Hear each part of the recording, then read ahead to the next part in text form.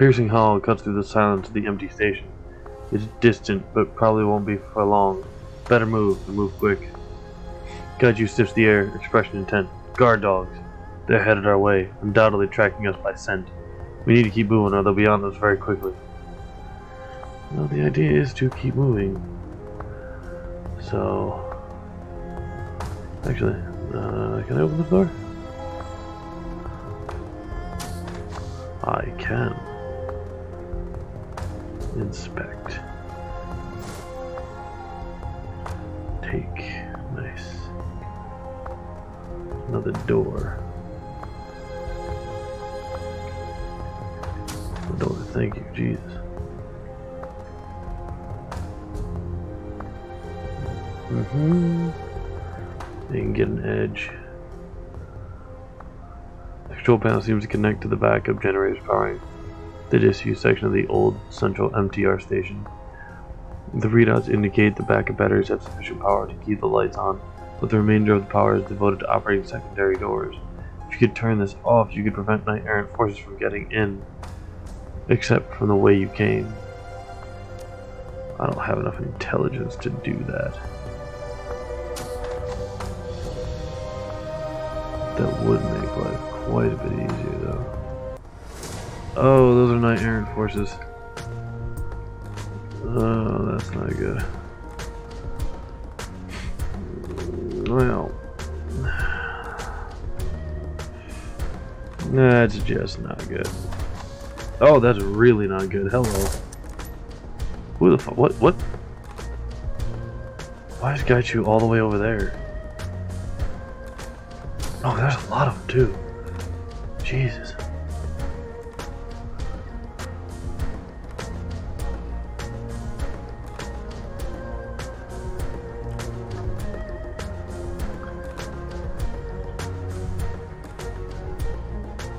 Control mode.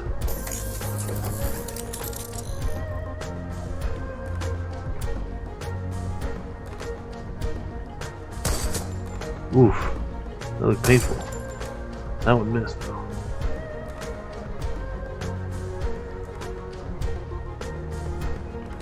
I don't want to put you in too much harm.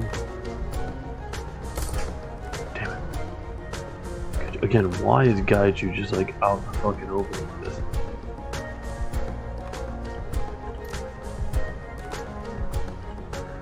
Oh! Duncan.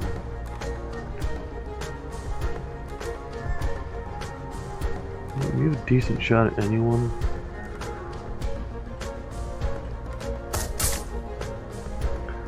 There's so many of them. That's a sniper, aren't you? Ow.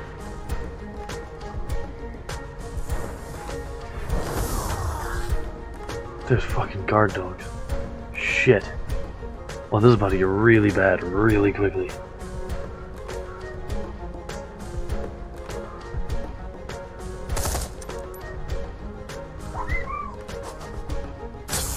Ouch. Oh, Jesus Christ.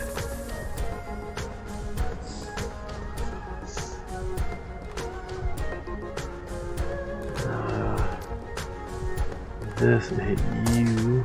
Nope. Fuck.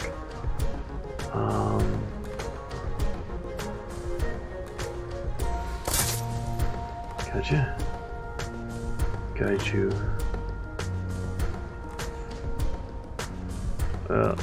Again, this is probably not going to go well, so. 4359. Beanbag shot. Ugh. Damn it. 66. 81. Ooh, that looked painful. Ah, fuck off, man. Shit. Don't give him more fucking...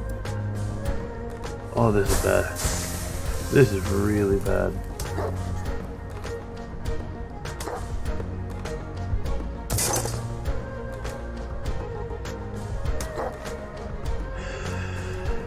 Yeah, I don't know how in the hell.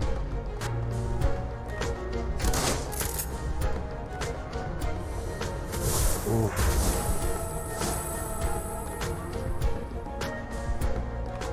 Oh, this has turned into a shit show. Like, really fucking quick.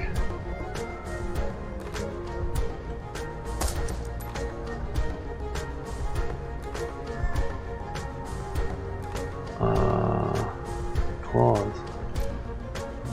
Bleed attack. Nothing.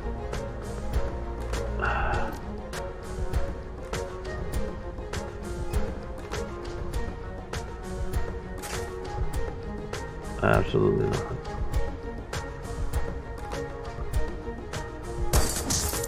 Well, there goes you.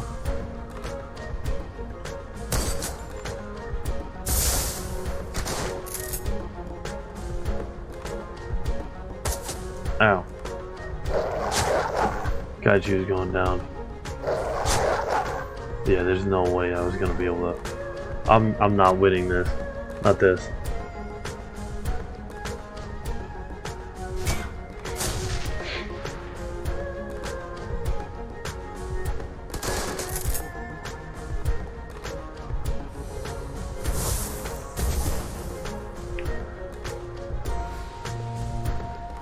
Yeah, there's no fucking way.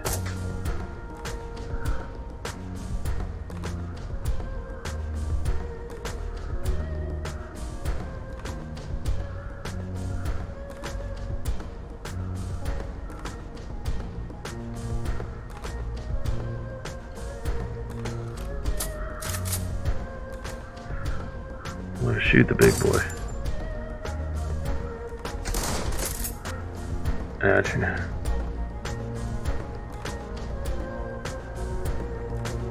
Jesus, so fucking many.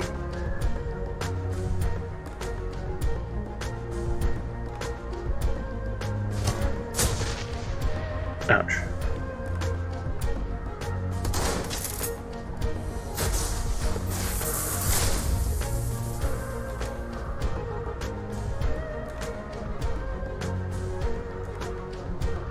I'm not living through this anyway, so.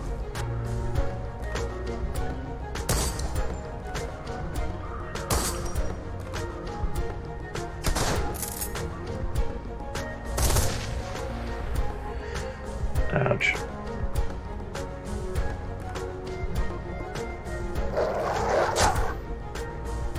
Well.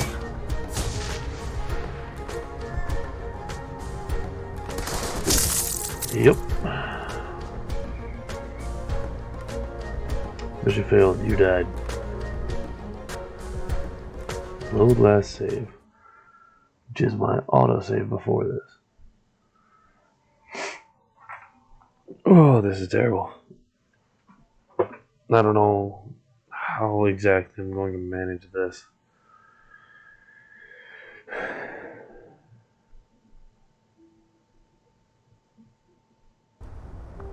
The only thing I can think of is running. The only thing I can think of, just booking it, man. Like, I don't have the firepower for it.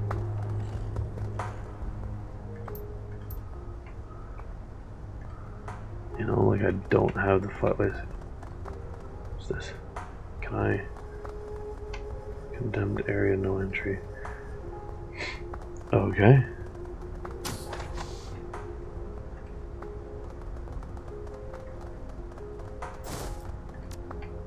Take that. Open this door.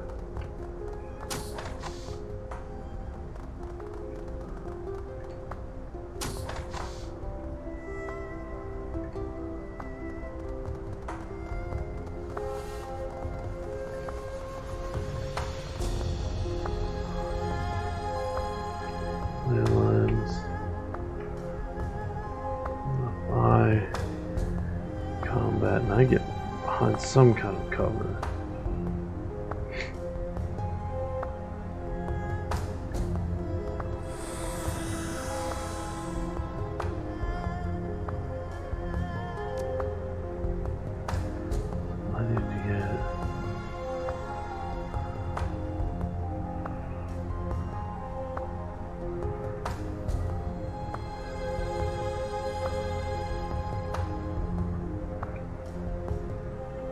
right there.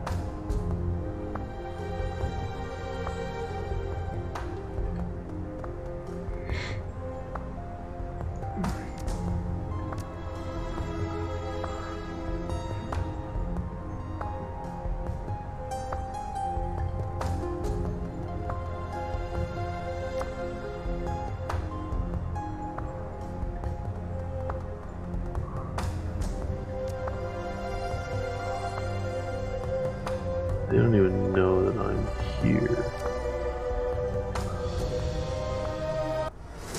Now they do.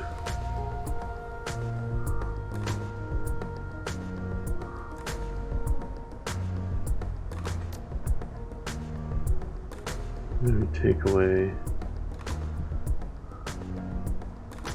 turret. Missed him. So if I go into control mode for you,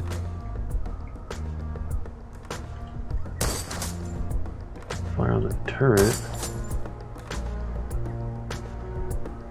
try to fucking end the damn turret.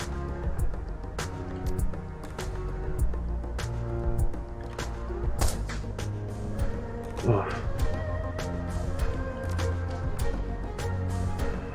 This.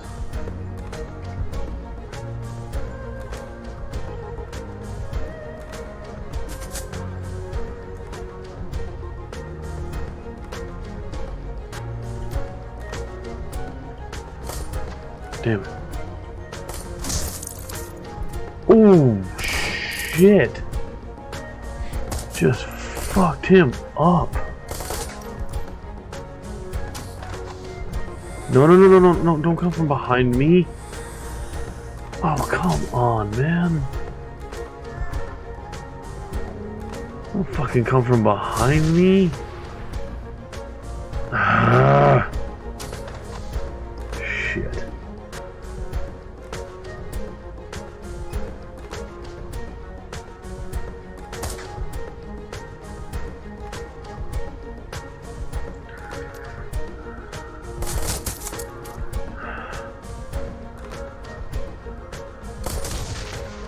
There's that.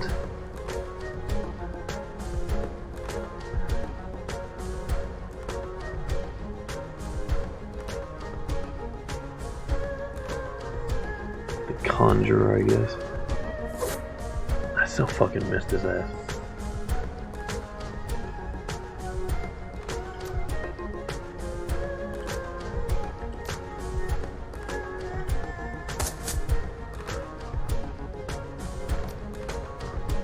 No more turret.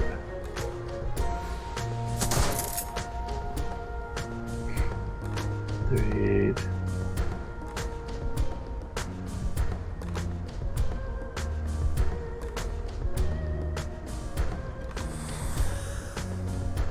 Oh shit. Ooh. Ouch. Shit. You need to fucking die.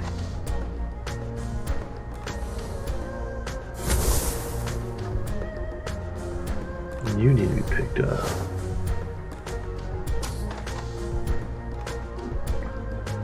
Items. I don't have anything for that. The best I can do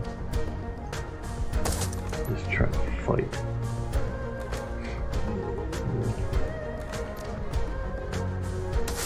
Gotcha. Gotcha.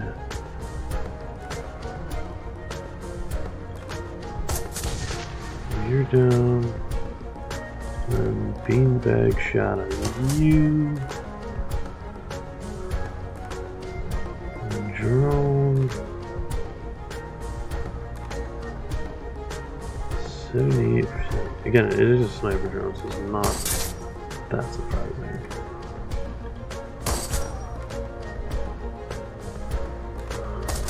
Ouch. Ow.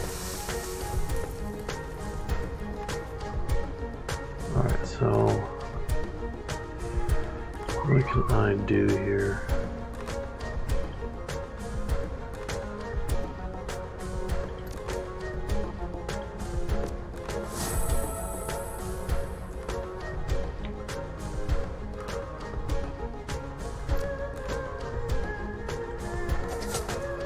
Take that. Alright. Mercy kill? Yeah. Bam! Done. Aim shot. Ah, damn. Alright, so my drone.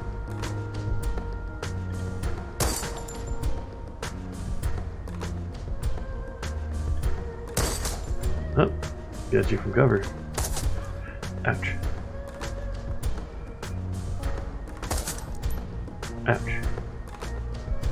Alright, so I need shadow 50-50. Cool. Items, this, and you.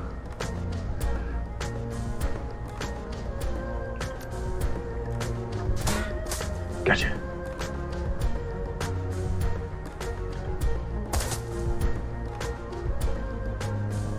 Ammo. Confirm the reload. Take a shot. Totally missed.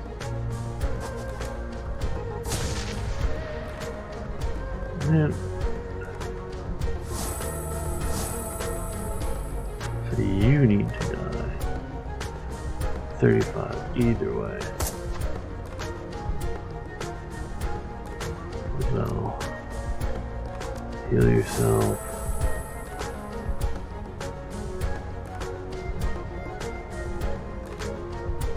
Here. Can I rend you?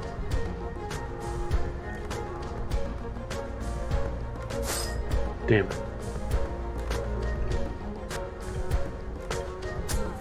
13 damage.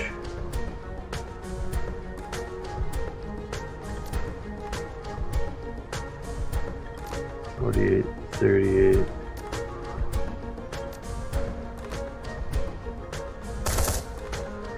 Shit.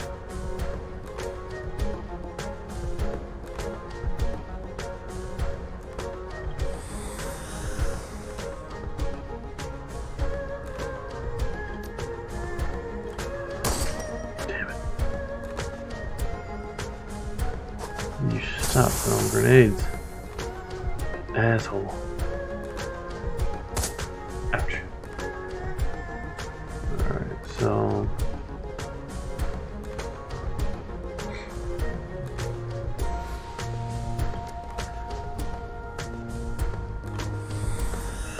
here. Damn it.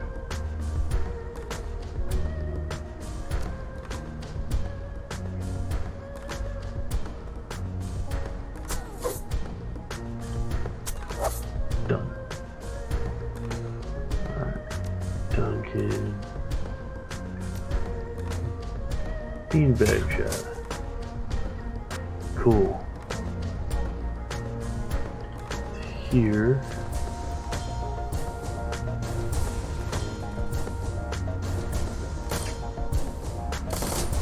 Ow, shit.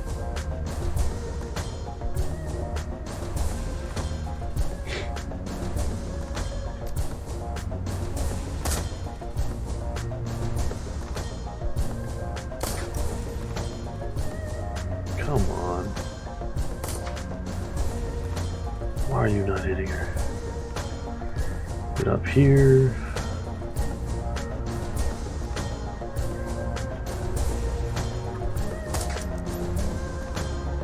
How are we not hitting her?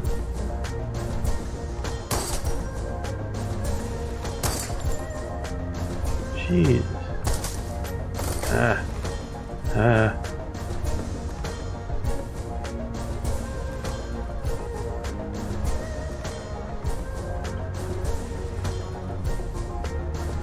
Right. Duncan. Beanie bag. Missed.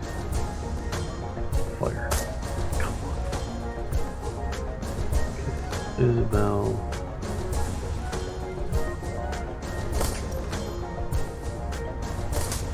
Aha!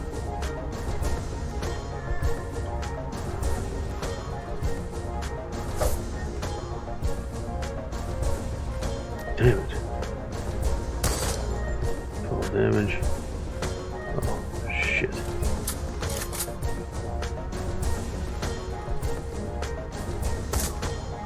Oh.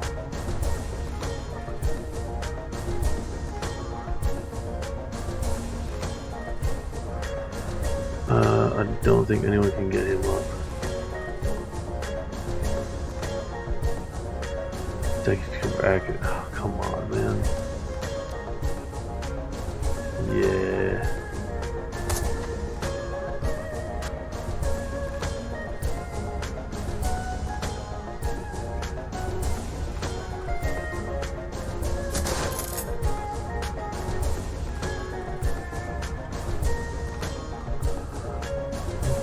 Fortunately.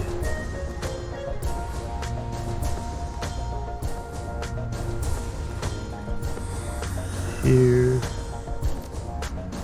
Self-repair.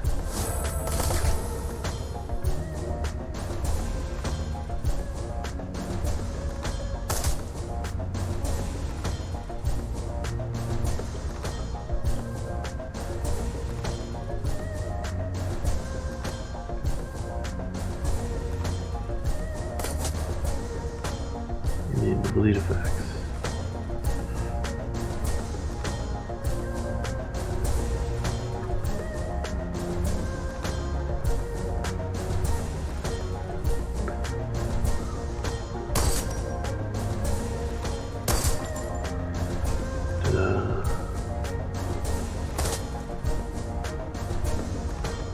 Click. Fire. No. I can't do anything about it either. Shit. That sucks ass.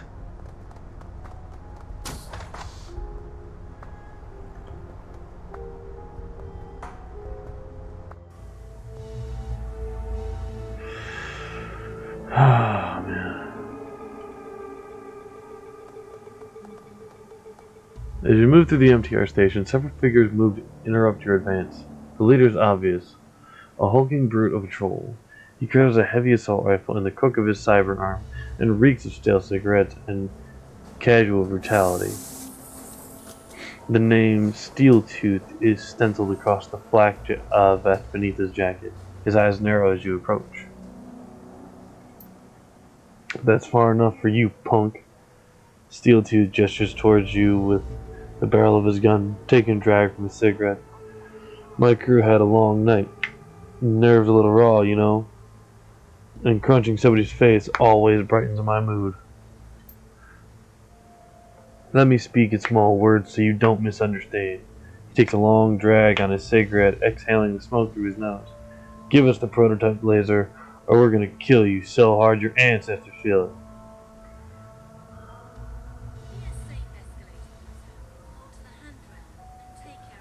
The best insult you can come up with? Really?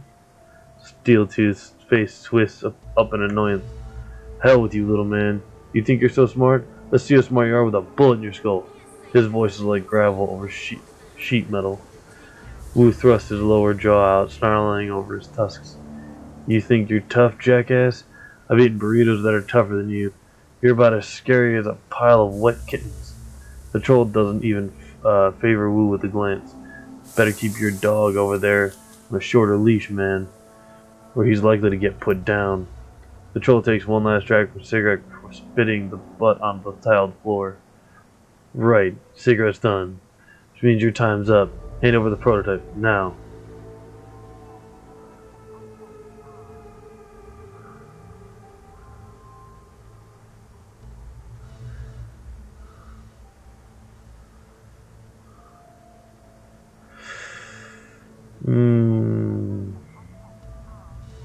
Sure, we had to ditch it. Bullshit. Nobody jumps on payday like that. Not unless they've got no other choice. He fingers his rifle trigger nervously.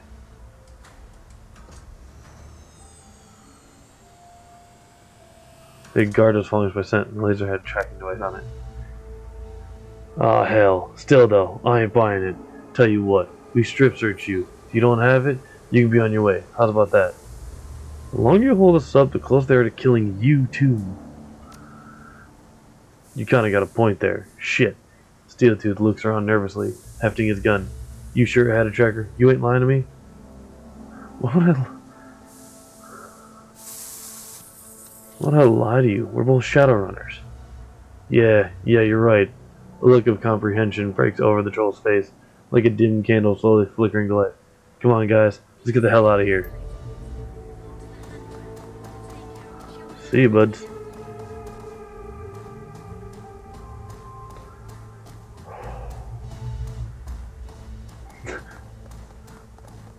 You're about to leave the location and return to Haley. Continue? Confirm. Damn it. Well, I guess you win some, you lose some. I lost my, well, I mean, if they die there, they just come back and I can use them later. Because if I can use them later, I forget how that works. The MTR train pulls away from the station. You become lost in the crowd, just another face traveling from Central towards Kowloon. Every second puts blessed distance between you and the hornet's nest of knight-errant soldiers you left in your wake. With the data, planet, and GPS module in your possession, it seems certain that Ares Asia will place the blame for your run at the doorstep of the Red Dragon Association. Nice.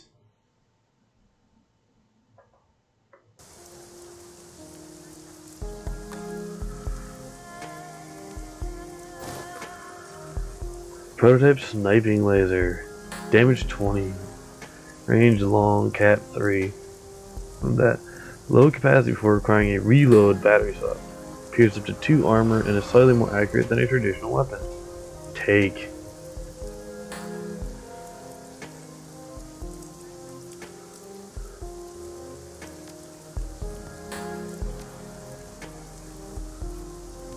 This item, send a stash? Yes. Your comlink chirps. It's Kinley Chang.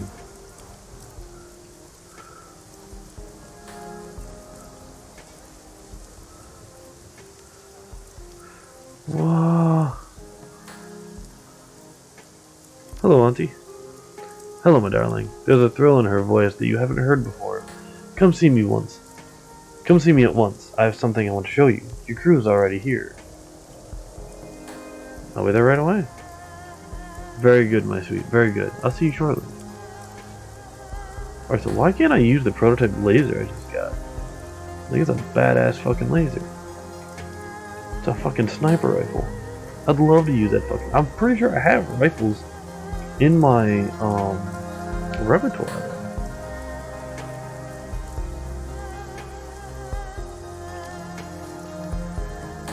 Don't I? Pistols, yeah, I have your rifles.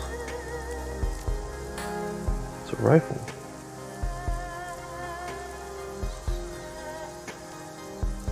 Change to scoring critical rifle to attack, increasing the skill, unlock special abilities. Critical damage and burst fire. Deadeye. Do I need more ranged combat? Weapon slot if not yet unlocked. Overwatch. Let's get ranged combat. Close combat melee. High charisma. Free spellbook slot. Chance for shaman to maintain control. Willpower. Spellbook slot. Killing hands. Magic resist. I need to find a heal. Let's hit push cover using a med kit. Attacking drone control. Get better intelligence. I will get better intelligence then. Deckard systems. So I have 2 points available. Melee weapons? No. Squares. SMGs, shotguns. Already have that.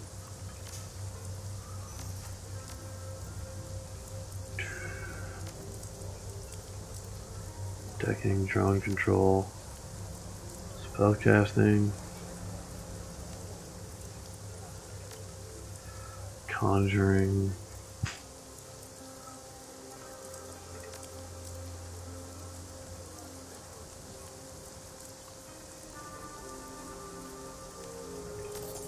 sure, I guess.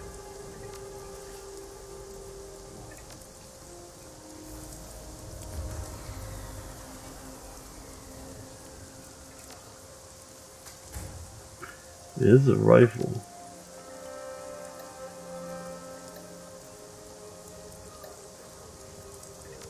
The spells I have aren't terribly useful right now. I mean, if I had a heal spell, it'd be a different story. Let's see, go see what Auntie wants. Oh, he's still here. Cool.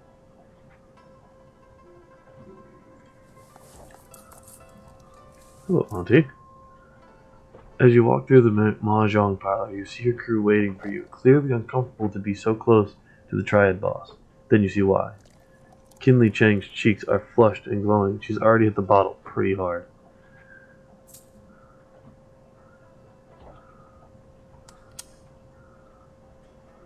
Nice to see you all. Should we grab a table for some lunch? Shut up, XCrackrok. I have important news. Kinley Chang takes out her PDA and gently places it on the table in front of her. The wiretap we placed on the police force says born fruit. Her mouth breaks into a wolfish grin. Her eyes take on a feral gleam. She appears fueled by alcohol and vengeance, a hungry beast on the hunt. My people have delivered a snippet of a recorded video call between the plastic-faced man and Chief Inspector Crate of the Special Duties Unit. Whoa. This should be good. Should we take a seat? Unfortunately, it's only a snippet. There were some technical difficulties with the tap. She glances at Bao, who nods back at her. The person responsible has been sacked. Cheng reaches out a lacquered fingernail, hunts for the button she's looking for, and stabs it in victory. There's a loud crackling noise at the beginning of the recording, followed by a squelching squeal that cover her ears in pain. When the video recording begins, the man's voice sounds far away, as if he's talking through a thick pane of glass. The woman's is louder, closer. Say that again? There's something wrong with this line. I said, my client isn't interested in hearing more excuses, Inspector. That's what I thought you said. I'm not making excuses, mister. I have a department to run. Not for much longer, if those two Westerners aren't found. They're linked to this Raymond Black somehow, and my client wants them out of circulation immediately. The two runners are his accomplices, too. The little orc and the dwarf with the cyberdeck. Gobbett looks at Isabel wide-eyed and swallows hard. Isabel winks back reassuringly. I'm aware, Inspector. Thank you. We don't know how much any of them know, and my client is adamant that the risk be mitigated immediately. I've already made this the SDU's highest priority. If Josephine wants more resources on it, I'm going to need allocations from elsewhere in the department. That is a problem that can be easily dealt with. My client wants this over, now. No more excuses, no more fuck-ups, no more cops floating in the river. Kinley Chang smiles at that and pours herself a shot. Tell her we're redoubling our efforts. Very good, dead or alive, you bring them to me. My client requires my personal verification that the threat has been eliminated. Hang on, this line is getting worse. There's a sharp crackle, and the recording ends. Kinley Chang picks up her PDA and puts it away with a smile. She unscrews the cap on her bottle and pours herself a shot with a flourish. That's the guy we saw in the surveillance footage. The one who killed Raymond Black. She leans into the PDA. That plastic face looks a lot cooler close up. I think it's kinda pretty. That video doesn't tell us much. I mean, we already know that there's an APB on us.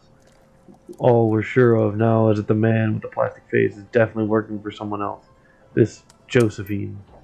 Is that all we have, Auntie? A first name? It's not just the first name, Gobbit dear. It's the first name. Josephine Sang.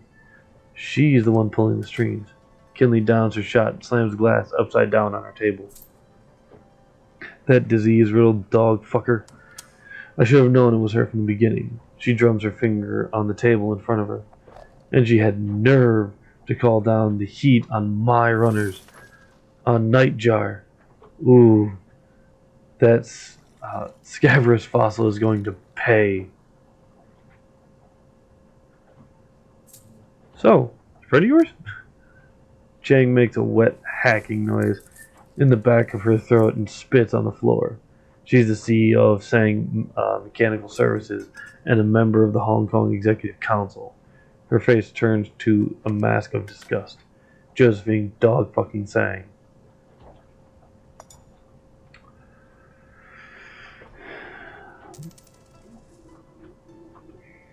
CEO, huh? Damn. Let's go to Chase. What's our next step? There's nothing we can do to touch Josephine Sang, as much as I hate to admit it. But the plastic-faced man is a different story. He's a third-party operative who's been careless, and he'll live to regret it. Her little black eyes turn stony. For a while.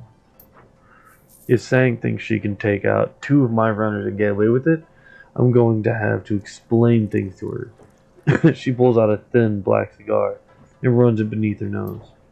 We're going to find the plastic-faced man, and we are going to hurt him. We'll hurt him until we know everything he does, and then we will use that to strike back at Josephine Sang. She lights her cigar and takes a deep, deep pull. You will have your vengeance, and I will have my own satisfaction. She turns away and picks up a bottle. Now get out. I have work to do. Cool.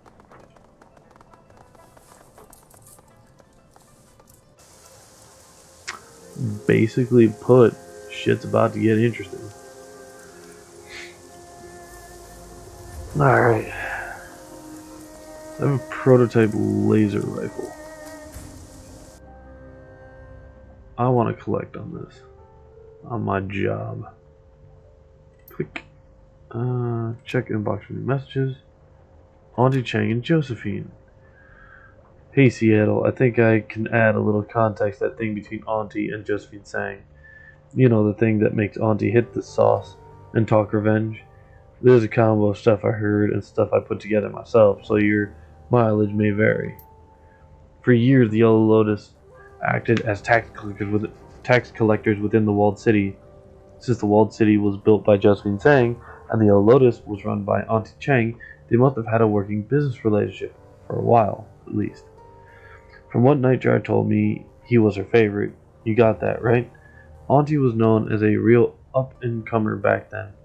She was on the fast track to be the next Yellow Lotus 438. That's a big deal gig, Seattle. Money and power galore.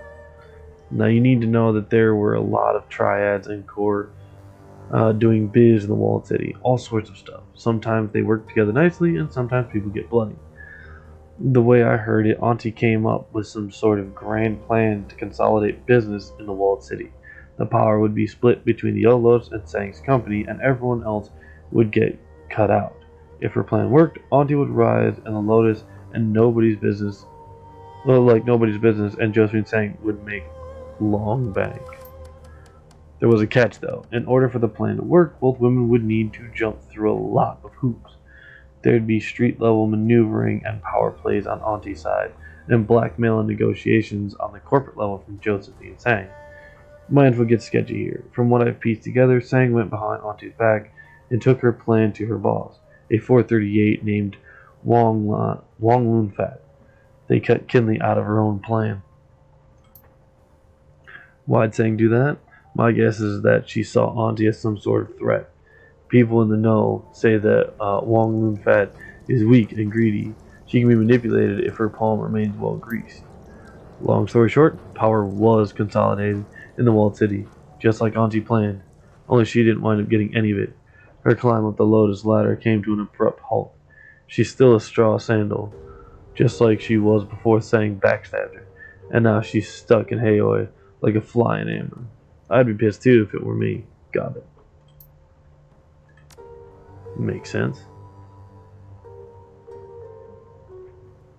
Jobs directory. Claim payment. Your payment is attached. I confess that I am very pleased with your work. Not every runner who could have pulled off a job with this magnitude. Well done. Pending jobs. Mountain. Active jobs. Attending a party. Restaurant job. Okay. Cool. So.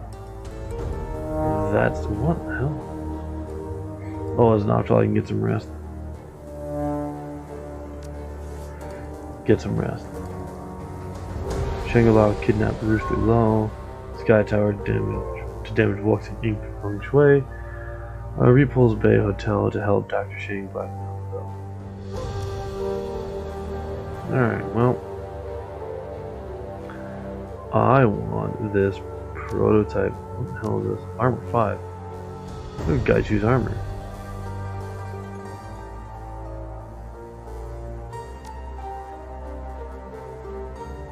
Required range. Oh, range combat 6. Damn it. Ooh. I don't have trauma kit. Fuck yeah.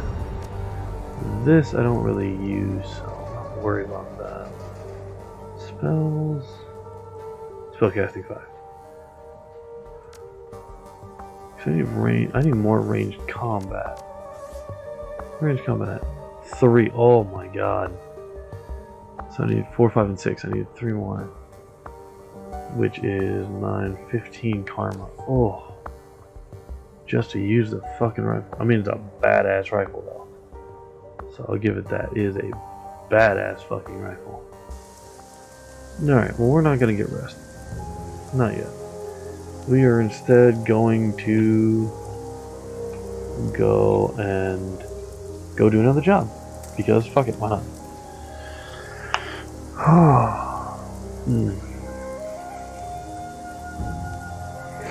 Let's see.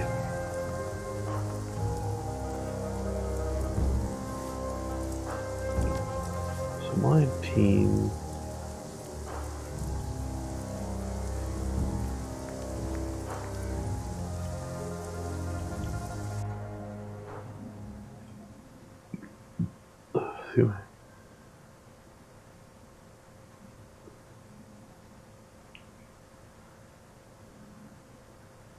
Information.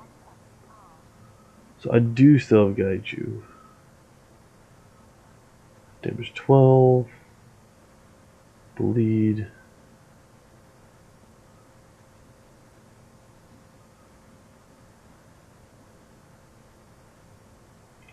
Actually, no, I want to see if I can buy some supplies.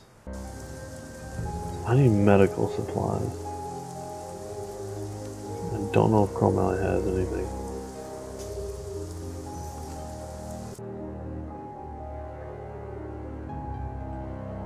Excuse me, do you have anything?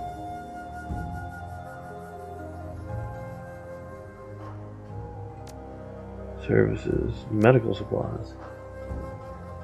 Gold trauma kit, half their total health. So the basic one.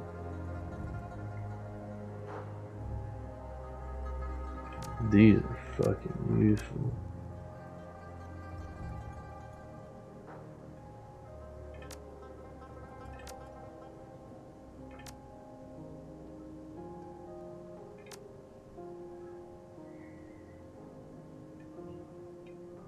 So everyone just needs one trauma kit so they can get the fuck back up.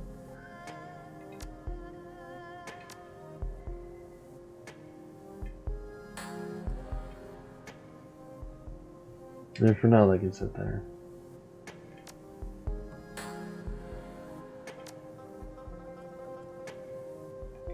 No, don't worry about that.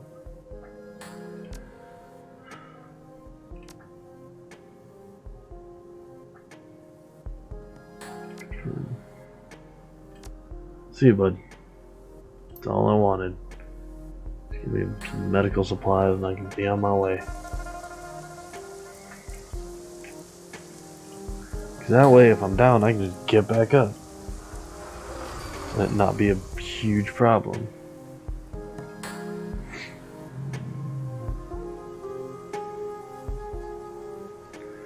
We're gonna go dig information. So digging up information, I definitely want you. Take you anyway. There's an air effect damage spell.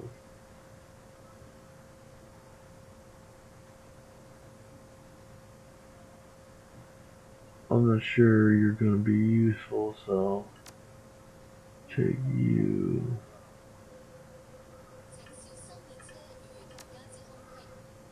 Inventory skills. Confirm.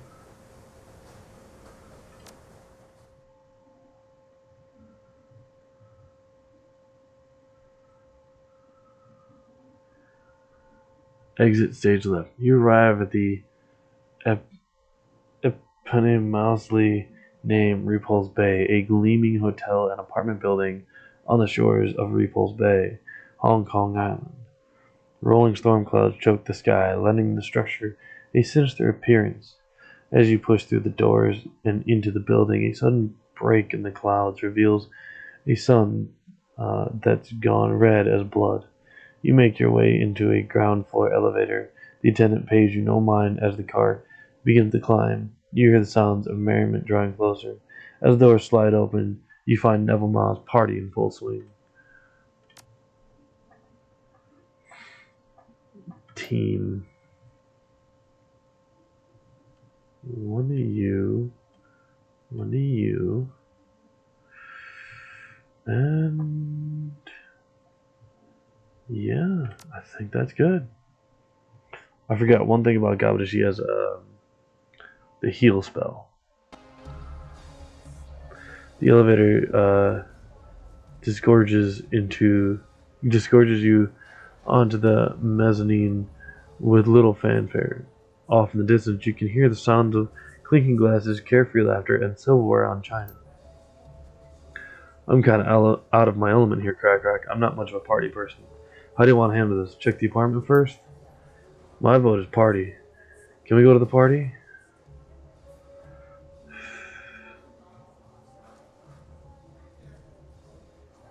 We'll play it by ear. I don't see anything better than you. She lets loose a wistful sigh. Alright, if you insist, go on, lead the way. I mean, elevator. This is people. So is this the party? Teleguest. Open door.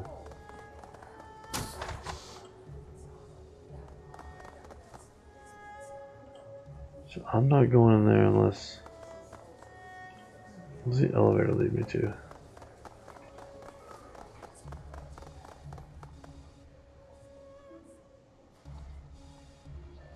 Sure, let's go to the penthouse. Check out the apartment. Keypad.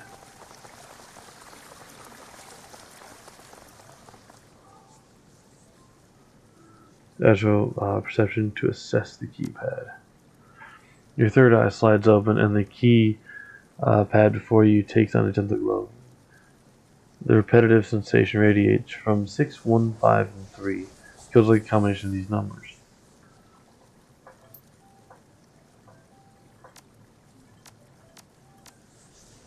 Oh.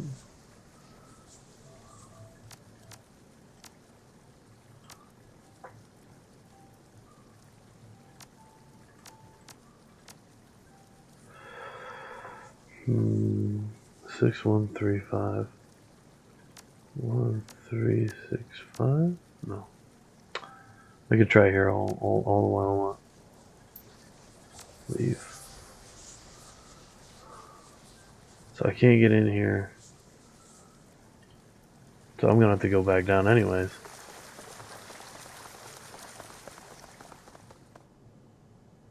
Mezzanine. See what kind of trouble you get into. Something new on this mission. I'm just gonna go ahead and see if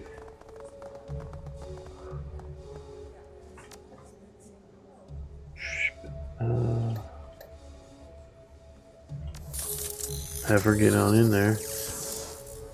See if she can find the password or whatever.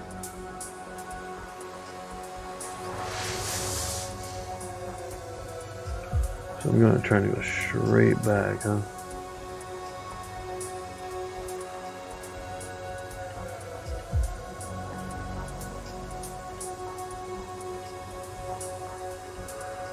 Ooh.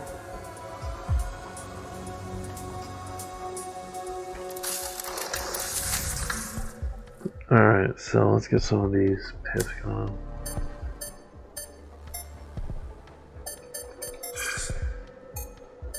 Nine one 55729 93389 817931. Oh shit. 112564 552483. Alright. 6672. Oh shit.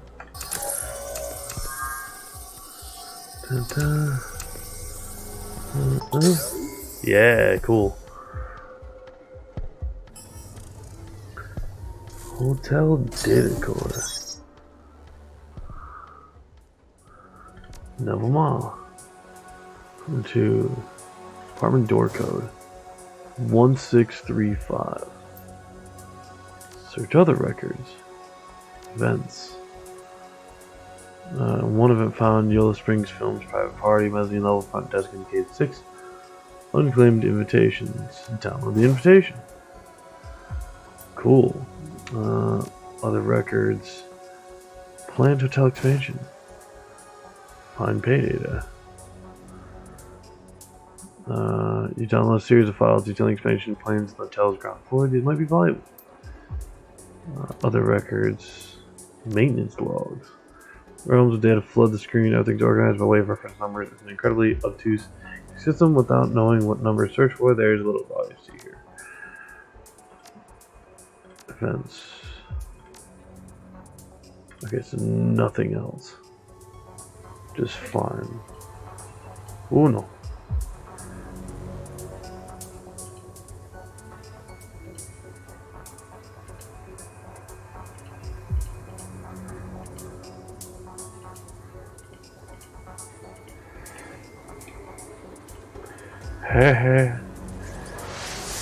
Yeah, we got it. Sweet. So now we got the apartment door code and everything without any worries. I'm gonna real quick save.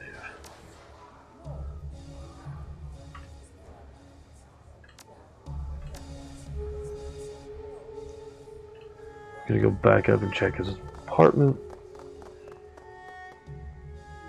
Because now we have the code. Click.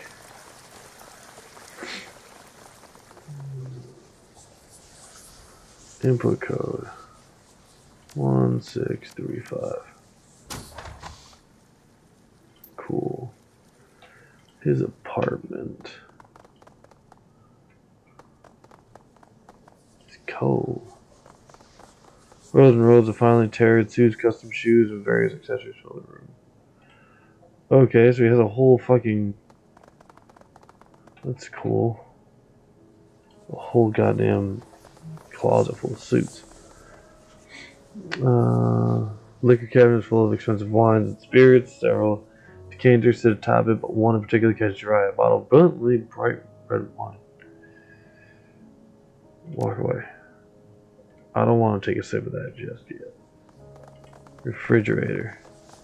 Well stocked. Inspect the door. The opposite side of the living room is dominated by a massive security door. It's much heavier than the exterior apartment door and looks like a recent addition. The wall has clearly been reinforced to support it. A series of top-of-the-line commercial-grade mag locks hold the door sealed. It'd be easier to tunnel through the wall than it would be to break them open. Examine the door.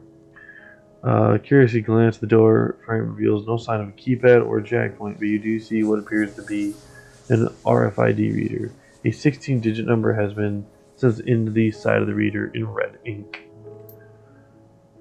This didn't come with the apartment. Why fortify an interior door like this? Probably to keep up appearances. Can you imagine how people would talk if he'd installed this thing in the hallway? Well, one thing is certain. We're getting through there without a key. Most likely that means we'll have to go get one from Ma, or from one of his people. We're going to the party, aren't we? I mean, that is the next logical step. Tell him we're going to the party.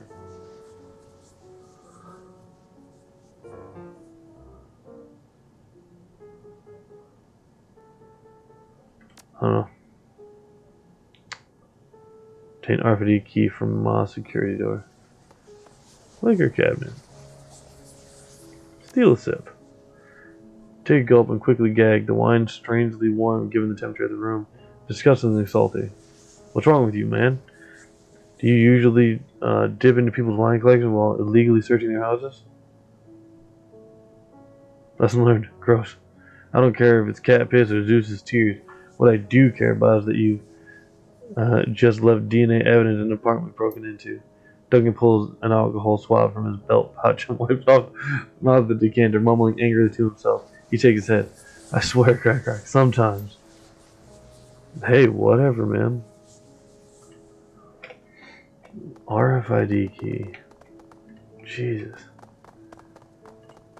Alright, so...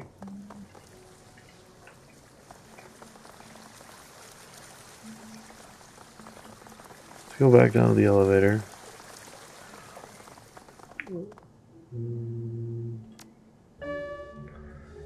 Mezzanine.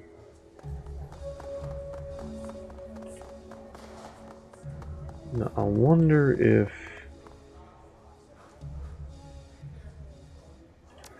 no.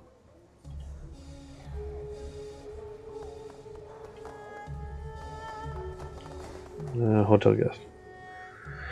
A sullen-looking troll stands on the periphery of the kitchen. He turns to you, shoulders slumped forward in size. No restaurant service tonight. The kitchen staff's too busy with the party to serve anyone. Wish I could get onto that balcony. He sniffs the air wistfully. Oh, that delicious food. See? This guy knows what's up. What's so special about this party? Are you kidding? There are tons of treat stars out there. Man, I'd love to get my picture taken with Derek Young or Wing Mach Mom. They're in Promises in Moonlight. You know the show, right? Of course, can't wait for the new season. Saz watching says, me too. That twist with Lady Cheng in the last episode. What a cliffhanger. I couldn't believe it. Me neither. Good luck with the kitchen, buddy.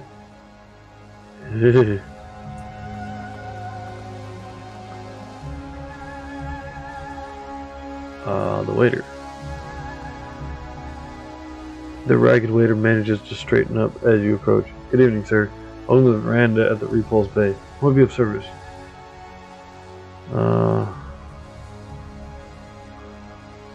He's exhausted, man. Not yet. I can't afford to miss any tips. I went to Maku last week and it wiped me out. Bad luck with the horses, you know.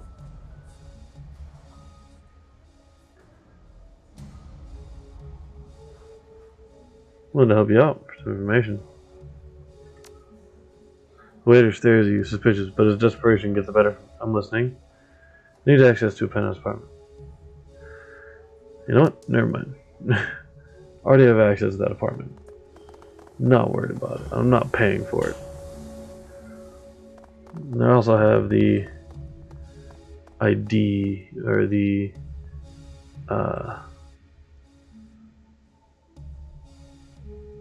security guard stands at the front patio, bored expression on his face. He looks up at you and down as you approach. Private party, pal. Invite only.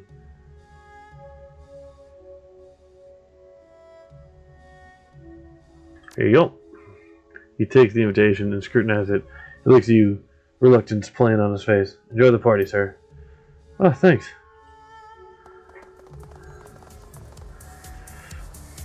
I don't know. Producer. Penelope Wong.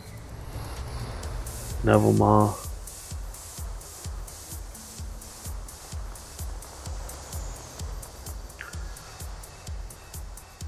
The partygoer raised an eyebrow at your approach. They're serving century-old Cabernet like punch here. It's hard to believe considering how much a single bottle costs. But it's even harder to believe Mr. Ma is hosting this party, and so soon after his accident. So fuzzy on the details. What happened? The man's a machine. He smirks, amused by himself. Not literally, but he might as well be. The way he sprang back after being T-boned at 140 clicks an hour. Jeez, how's he even standing? I don't know how, but here he is, alive and kicking, or dining, regaling, what have you. If you ask me, it's all about that positive key the fans have stirred up. I heard there were entire message boards praying for him and making offerings at temples. The Matrix is nuts for promises and moonlight. If Ma hadn't negotiated in the second season, his fans would have just easily turned on him. Shit.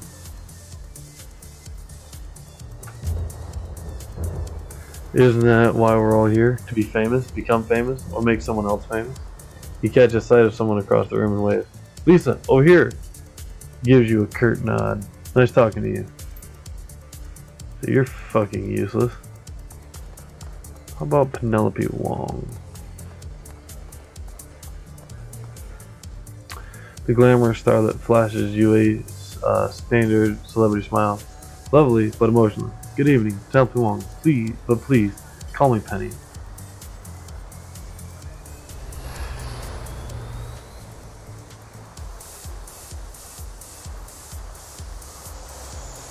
Her name's Argyle. She lifts her drink and takes a tentative sip. Bring you to our little soiree, Mr. Argyle. I don't believe I've seen you around the studio before.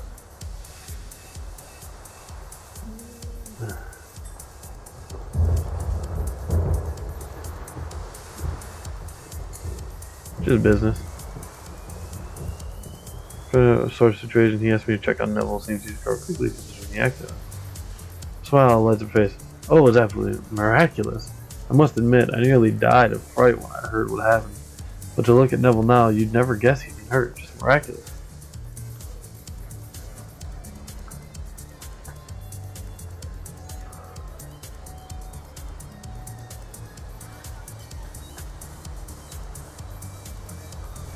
Medical bills must have been steep. I saw pictures of the accident. It was a mess. Neville included. I wouldn't know. The hospital was first class. Only the best for Neville. But I never asked about his finances. It's not my place.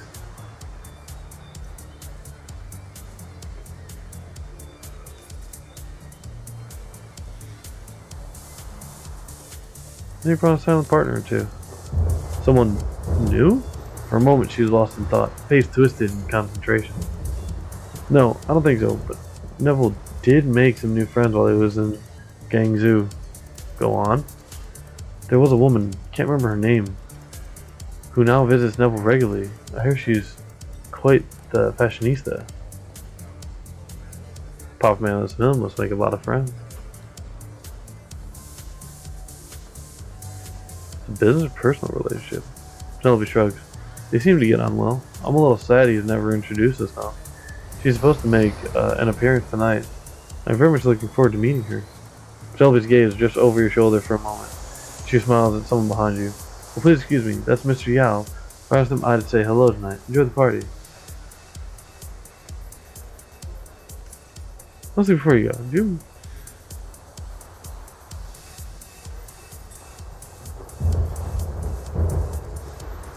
Would she have it?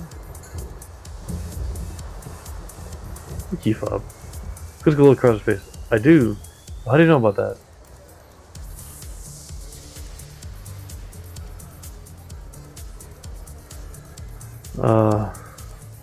The blessings, of course. Got that fob. No last week. The door's locked. I asked him for his fob, but he's busy chatting with his guests right now.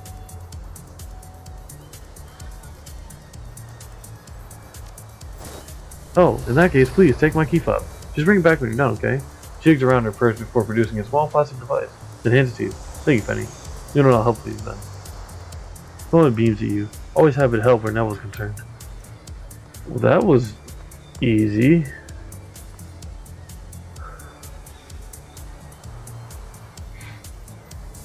Before I continue on, I'm gonna save again in case I really fuck something up.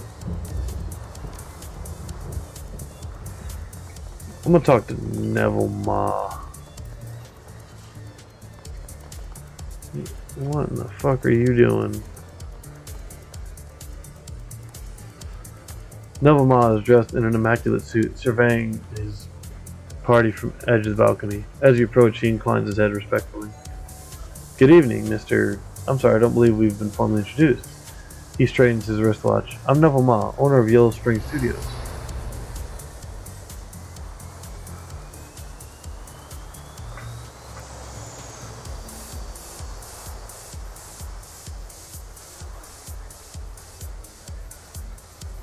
Quite an affair you've got going here. I do my best. He gestures at the array of beautiful people mingling on the dance floor. Appearances are important in Hong Kong. If you look weak, that's how you'll be treated. Make a show of prosperity and it will follow. I'm sure everyone's glad to see the accident hasn't hindered you. He chuckles.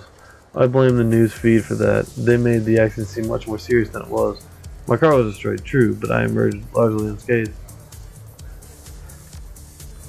Focusing your senses, you concentrate on Ma's aura. Your third eye slides open, unveiling the hidden reality of the astral plane. The walls of the veranda balcony go gray and cold, and Neville Ma explodes into scintillating light. Judging by the state of his aura, Ma appears to be in good health. His essence is slightly frayed.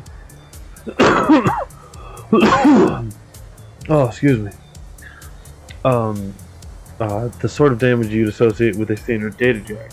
Otherwise, he appears to be more or less intact. You do, however, detect a faint tinge of discoloration on the periphery of his aura. A chronic illness might darken an aura in this way, but you've never seen anything quite like this before. Having seen what there is to see, your third eye slides shut again. If Ma is aware that you've assessed him, he doesn't show it. I heard about your accident. How did it happen? He sighs. It seems as though they're all anyone wants to hear about these days. To be honest, I'm getting rather tired of repeating the story. Suffice to say, a delivery truck, a drone, experienced a glitch and ran a red light. If it hadn't hit me, it would have hit someone else.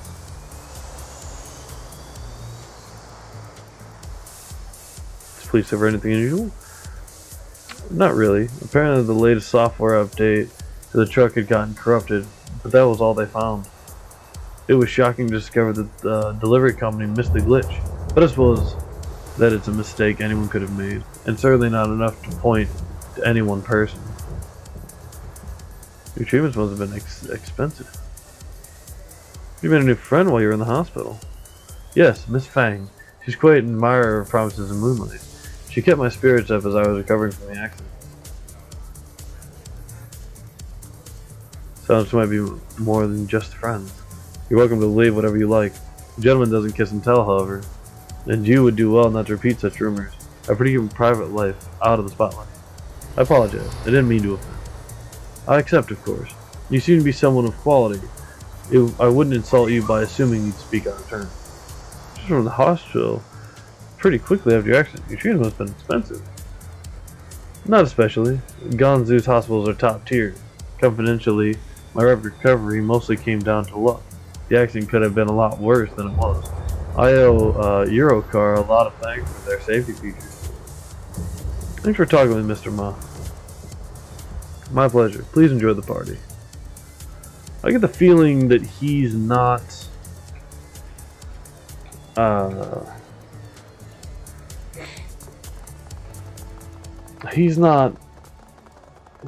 physically present.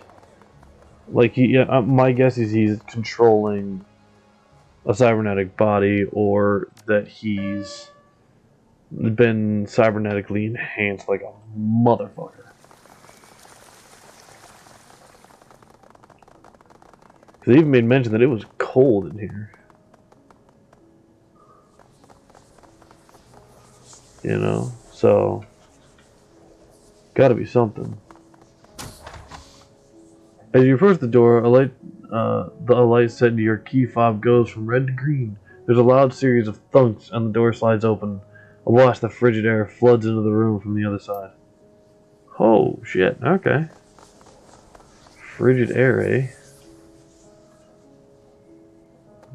Anything to investigate here? Anything at all? There's a locked door. Server terminal. An expensive consumer-grade computer terminal awaits your input. The display background is set to a screen captured from Promises in Moonlight. Penelope Wong's radiant face beams at you from a corner of the screen. This must be Ma's personal terminal. He smiles. Can't think of a better place to dig for dirt, man. I'll get his guest. A few keystrokes is all it takes to get into the computer's file structure. With the high-tech security door in his apartment, it seems Ma never bothered to encrypt his machine. An options menu appears on the screen. Search email. You read through Ma's email, most of it spam and boring business reading, but one detail stands out. Neville Ma is frequently emailing a woman named Ku Fang. They seem close, exchanging a lot of thinly veiled flirtation. It appears that Neville has been lavishing Ku Fang with money and affection, expensive gifts, rent checks, miserable attempts at poetry, seeing to it that her every need is met. Financial records. Neville's financial records are astoundingly boring aside from two major things. He spent next to nothing on his hospital bills, where it appears he only stayed for 3 days. And he's spending a lot of money on a woman named Ku Fang, jewelry, bills, clothes, and such. Unlock office door. With the push of a button, you unlock the office door on the other side of the room. An ominous thunk reverberates throughout the cold steel apartment. Cool. Let's see what's in here. Why? Why the hello? Without warning, a frigid wind blows through the apartment. The chill cuts through your clothing, raising a goose flesh all over your body. Where's that coming from? There is another blast of cold, and a pale and imposing woman materializes out of thin air.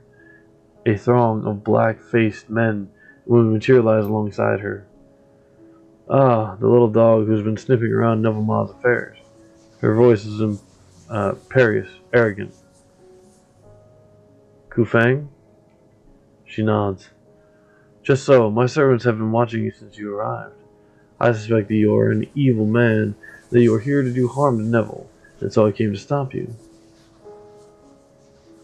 Read the woman's aura. You focus your vision on the astral plane and expand your sense to take the woman's aura. Black shadows color her essence, the kind of markings often found in the auras of terminal cancer patients and vampires. Think I know your secret. She raised an eyebrow. Oh? And what do you intend to do with this knowledge?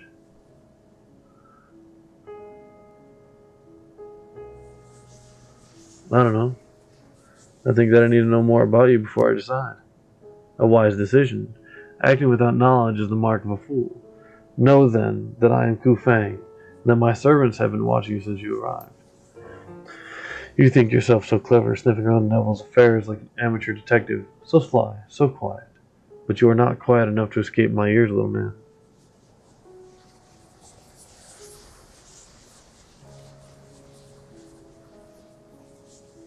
Here to finish a job. If that is true, then it is a shame. You have seen my face and know what I am. Naturally, I cannot allow you to leave. And you can't afford to fight me here for fear of police involvement. Sister Chim imperiously. Perhaps we can settle this in a more civilized manner. A face-off in a neutral location. Will you accept my challenge? Good old-fashioned fight. Very well. She steeples her fingers. As for the terms, if I win, you willingly submit to my influence. You become my pawn. And if you win, cross that bridge when we come to it. She nods, grinning.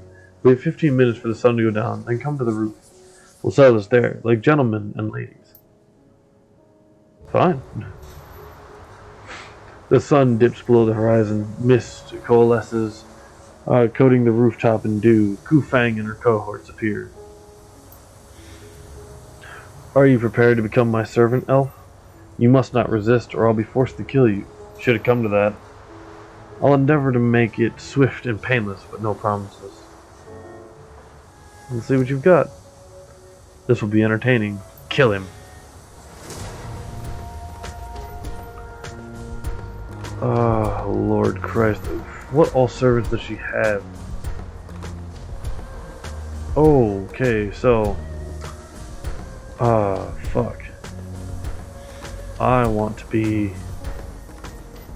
somewhere not right here. So do that.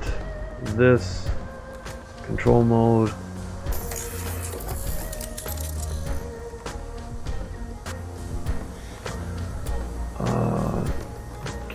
You get to here.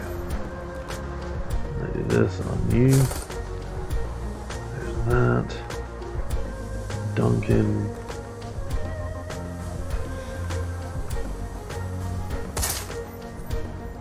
And then can I take you, just straight up take you out at this point. Cool, Gobbet and go here. And accurate shot on civilian.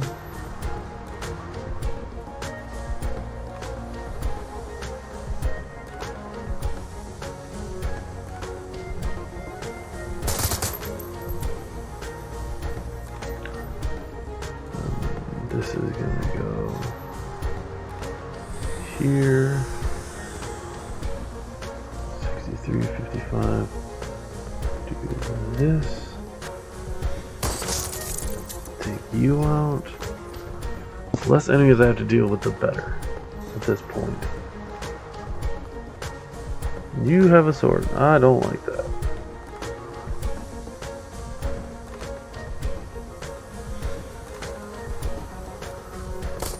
Ouch. Civilians everywhere.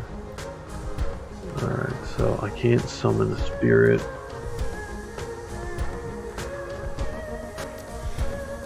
This and really wail on you.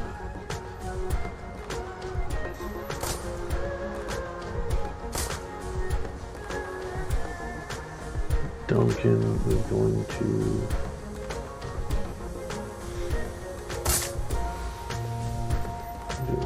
again. Gobbet. Can I summon? Let's summon the spirit. The spirit can do that. That. You. One more time.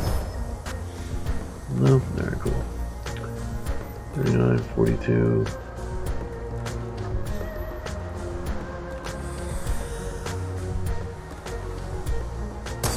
You have vampire regeneration. Shit. Ouch. Ouch. Ouch. Alright, so I'll move here. Isabel. Eat it. Eat it. Duncan can move. Put you here. This on. Nope.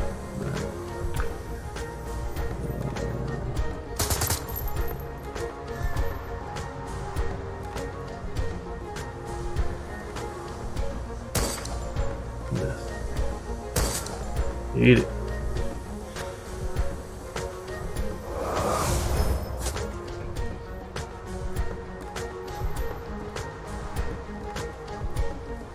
Ooh, I don't want teeth. What is this? An area shock attack that also does AV damage. Ooh, can I hit you? Oh damn, that would hit my own allies too. I'm not doing that. No, that sucks for you, doesn't it? Hit you again.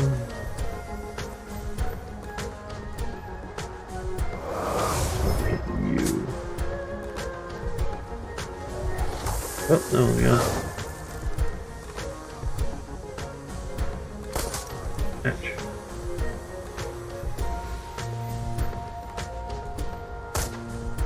Alright, Isabel. Oh, come on. Hit her!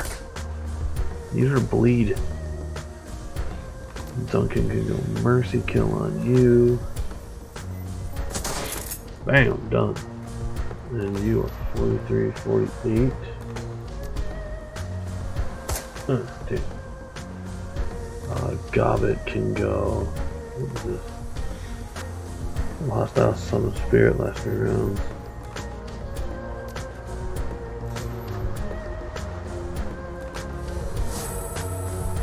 For me.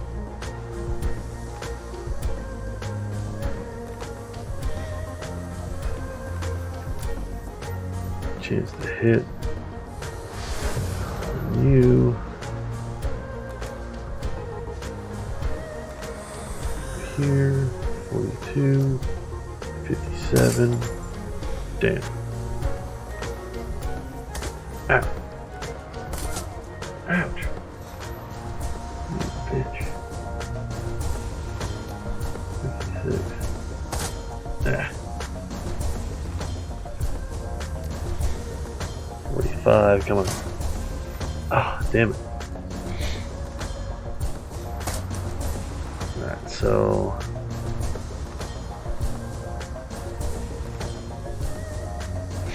Move here. 6 damage total. 32, 40.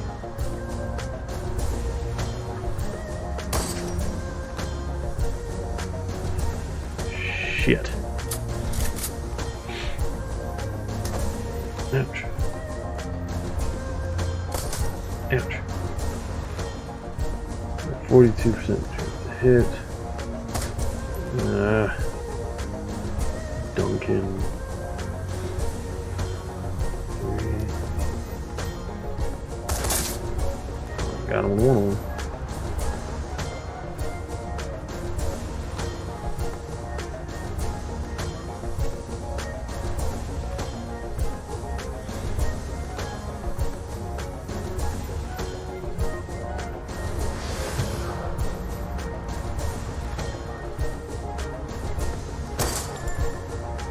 Oof, that looked like it hurt. That looked like it hurt too. Ouch. Ouch.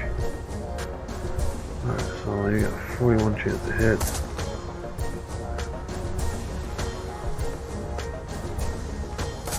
Lead, bitch.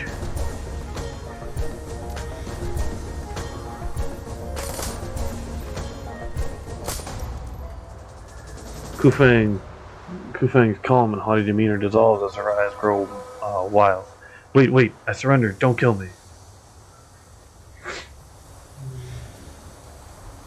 What's wrong? Not feeling so powerful now? She clasps her hands, pleading. The whole Mistress of the Night thing is just an act. I'm just an accountant that got infected. I don't really know how to fight. I was faking it. I just wanted to scare you into backing down.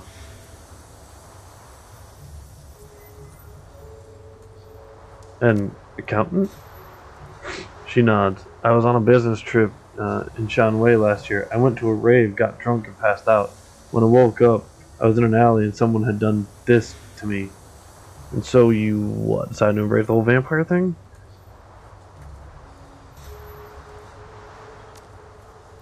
What choice did I have? I couldn't go back to work.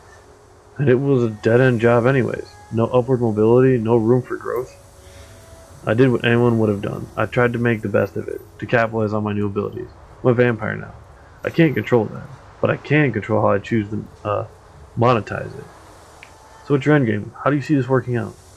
Beats me. It's not like I have a rule book for this or anything. I'm just making it up as I go along. Who knows? Maybe I could eventually become Vampire Queen of Repulse Bay. I can't fault your ambition. This whole thing's what, you improvising? Pretty much, yeah. I don't know what the hell I'm doing. I'm just doing my best. She looks away in shame. Her voice goes flat. Look, if I'm ever found out, I'll be killed for bounty money. It was either this or get gunned down by a vampire hunter. How'd you manage to survive? I've been hiding out in Kowloon. I was hoping to just disappear. As far as my friends and family know, I'm missing, maybe dead. Her chest hitches. She looks miserable. I think that's for the best. I mean, how could I explain what I'd become?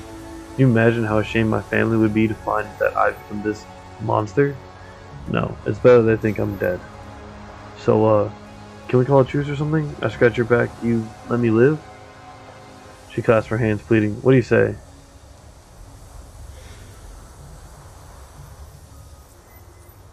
Think we work something out? She nods eagerly. Yes, yes, anything. Just tell me what you need. First off, I want some answers. I'll tell you whatever you want to know. You ask questions, I'll answer. No lying, I promise. How are you and Neville connected? I happen to be in the same hospital he was, trolling for a meal. I don't like to drink blood from unwilling people, so I go to hospitals at night looking for people who won't mind if I take a sip. People in comas, patients with terminal illnesses, that kind of thing. Makes me feel better about what I have to do. So I wandered into this room and I recognized Neville. I'd seen him on the news, seen photos of the accident. He was in really bad shape, a lot of broken bones and internal injuries, but somehow he was still conscious. So you offered to help. Well, I knew that if I gave uninfected people my blood, they'd be able to heal like I did. Not just as fast. Just not as fast. I figured that out early and by mistake. It can come in handy from time to time. So when I saw Neville was conscious, I decided to make my grand appearance. I materialized in the room and told him that I'd make him a trade. I'd fix him up good as new, but he'd owe me some favors for it. I wasn't specific as to how many favors or what kind. He agreed, actually. He leapt at the chance to become my pawn. I guess that when you're all broken up like that, you do just about anything to get better. The deal was done, and we got along. I think he's charming, he thinks I'm funny, and he doesn't care that I'm a vampire. He told me that he gives me nice things because he likes me, and not because he owes me his life. It's all very sweet. What's it like to be a vampire? About the same as being a person. The human metahuman vampiric virus is like any other disease, except instead of coughing, I can't go out during the day. It's not all bad though. I can turn into mist and I'm a lot stronger than I used to be. I still have to wash my hair and pay for parking. You know what I miss the most? Steamed buns. I can't eat or drink anything except blood, and I loved street food before I got infected. Sometimes I'll walk by food carts and just smell the things they're frying up. But if I buy something 10 minutes later, it's all coming back up in a mess. Is there a cure? I wish, but no. The only cure is being tossed into a bonfire or having your head cut off. And almost every nation in the world will pay a bounty for a dead vampire. It's not like I had much of a choice, you know? Be a vampire or get killed for some quick cash. It's a pretty raw deal for me either way. Decide what's going to happen. Okay, she exhales heavily. What's it going to be?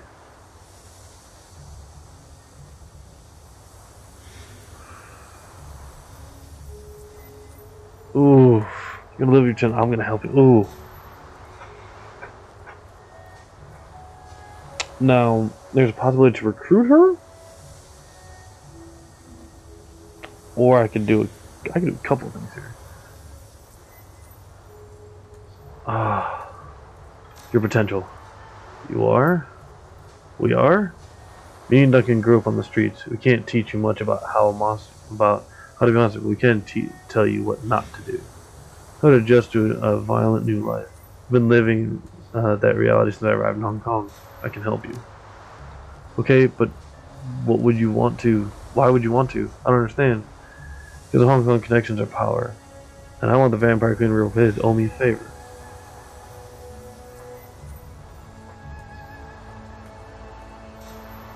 You can work friends at my side than a vampire. Brilliant smile breaks across her face. Well, in that case, I accept, gratefully. What about Dr. Shen Yang? What if it was to tell him? He wants Penelope Wong. What do you say, Ku Fang? Think you can get Neville to let her go? In a heartbeat. Neville can't say no to me. He'll do it, no question.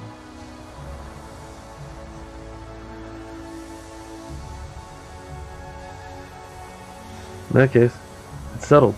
We'll be in touch. She bows, smiling. It is settled then. May this be the beginning of a long and fruitful relationship. Boom. And she even got to keep a minion.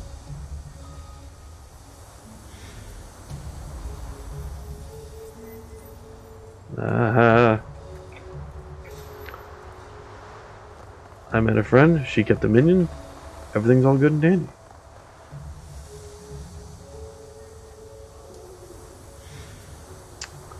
Mezzanine, I think. Wait, no, let's go back to the penthouse. Maybe there's something... Penthouse.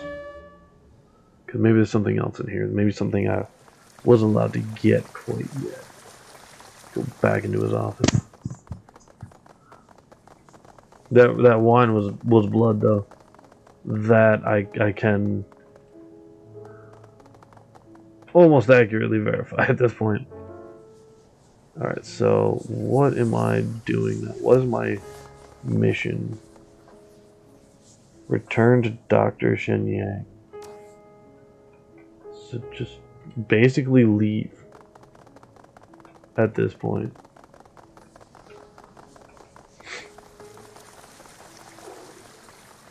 Okay.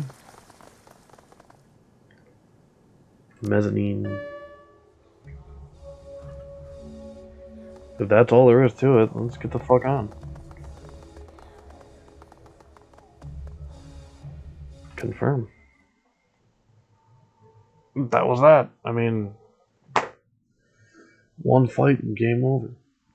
The clink of glasses and sound of Neville Ma's party fades into the distance as you leave the Repulse Bay.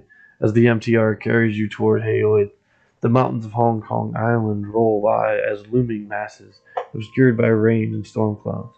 Penelope Wong has been fired from promises in moonlight. And Ma will be at a serious disadvantage without her. The whims of Trid viewers shift as readily as the tide, and without the starlet's presence, promises in moonlight will undoubtedly lose ratings. What's more, you've managed to turn a powerful foe into a potential ally. Only time will tell how Ku Feng will repay you. However,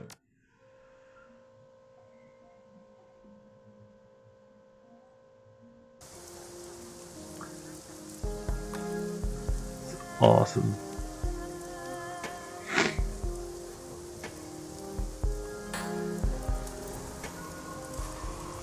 Gained 4 comma. No ma. Travel to Sky Tower damage. Okay, so Shangri-La kidnap Rooster.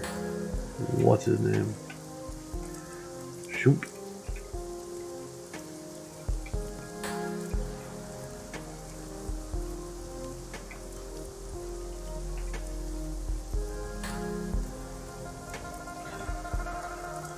So let's finish up with this whole Neville Ma business.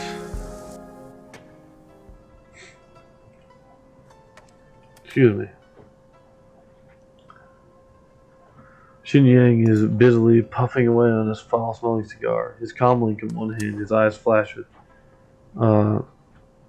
anticipatory glee as he sees you. Dr. Shen Yang greets you in the name of all producers. How did the shitting go? The shindig go? Got the information you wanted? You explain the night's events from start to finish. As you speak, Shen Yang's face grows ever more incredulous, till finally his mouth is left hanging halfway open. He slowly places the cigar in a nearby ashtray and shakes his head in disbelief. Vampires in the Trid industry? A vampire queen, no less? What a nightmare. At least you got me, Wong. And poor Neville's show is dead. That's something. Alright, kid. I'll send payment to your matrix drop. You earned it. Glad to be able to help.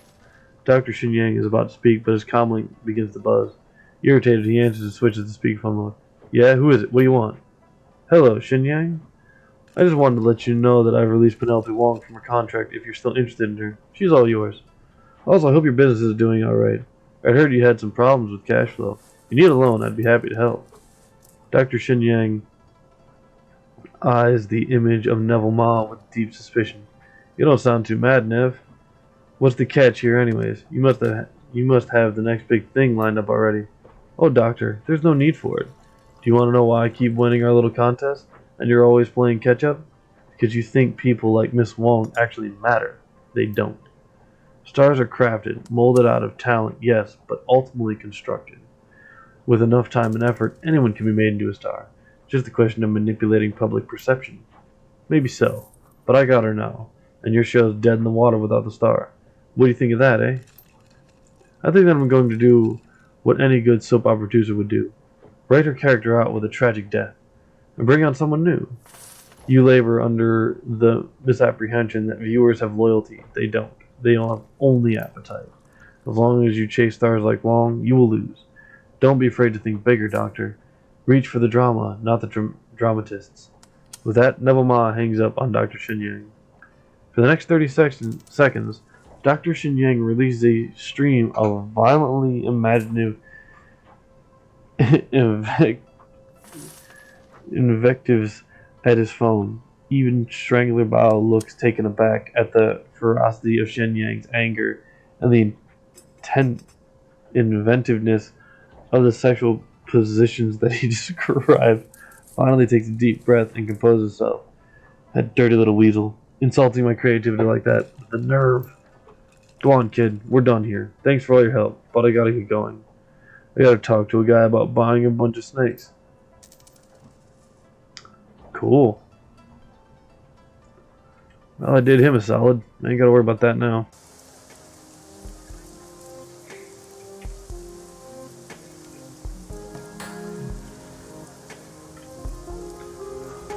My peeps leveled up.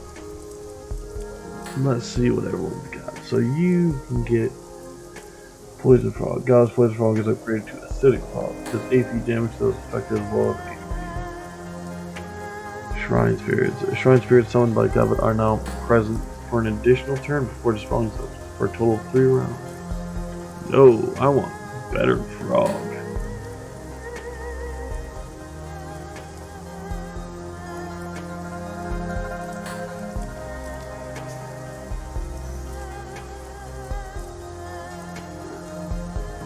Gaiju gains the katana ability. Dynamic can only attack stun targets. Ooh. But if so, restoring 8 HP over 2 rounds, gain 1 strength. Flesh. Stun him, run up, kill him. Fuck yes.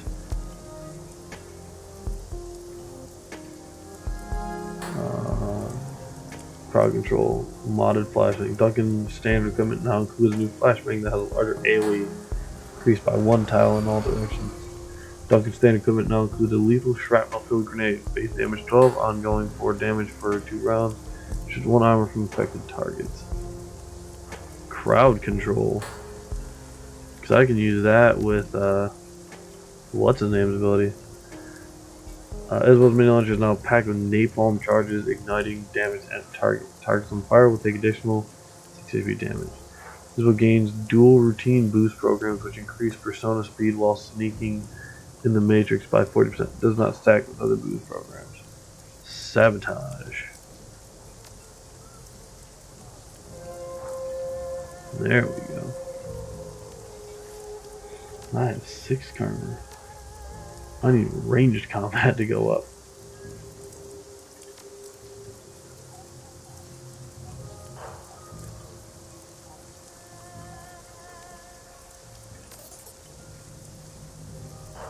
I also need this to go up as well. Oh man, I'm gonna need a lot before I can use that rifle. No, wait, I needed spend karma. How do I quickness 5? Confirm. I need it to be at 6 anyways.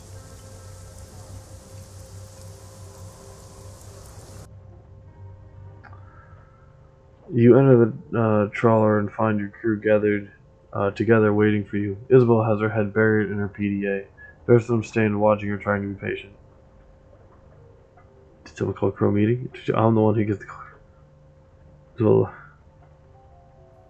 like there's something to tell the class. Dwarf paces up and back, trying to decide how to begin. I've been doing my homework on Josephine Sang and Sang Mechanical Services.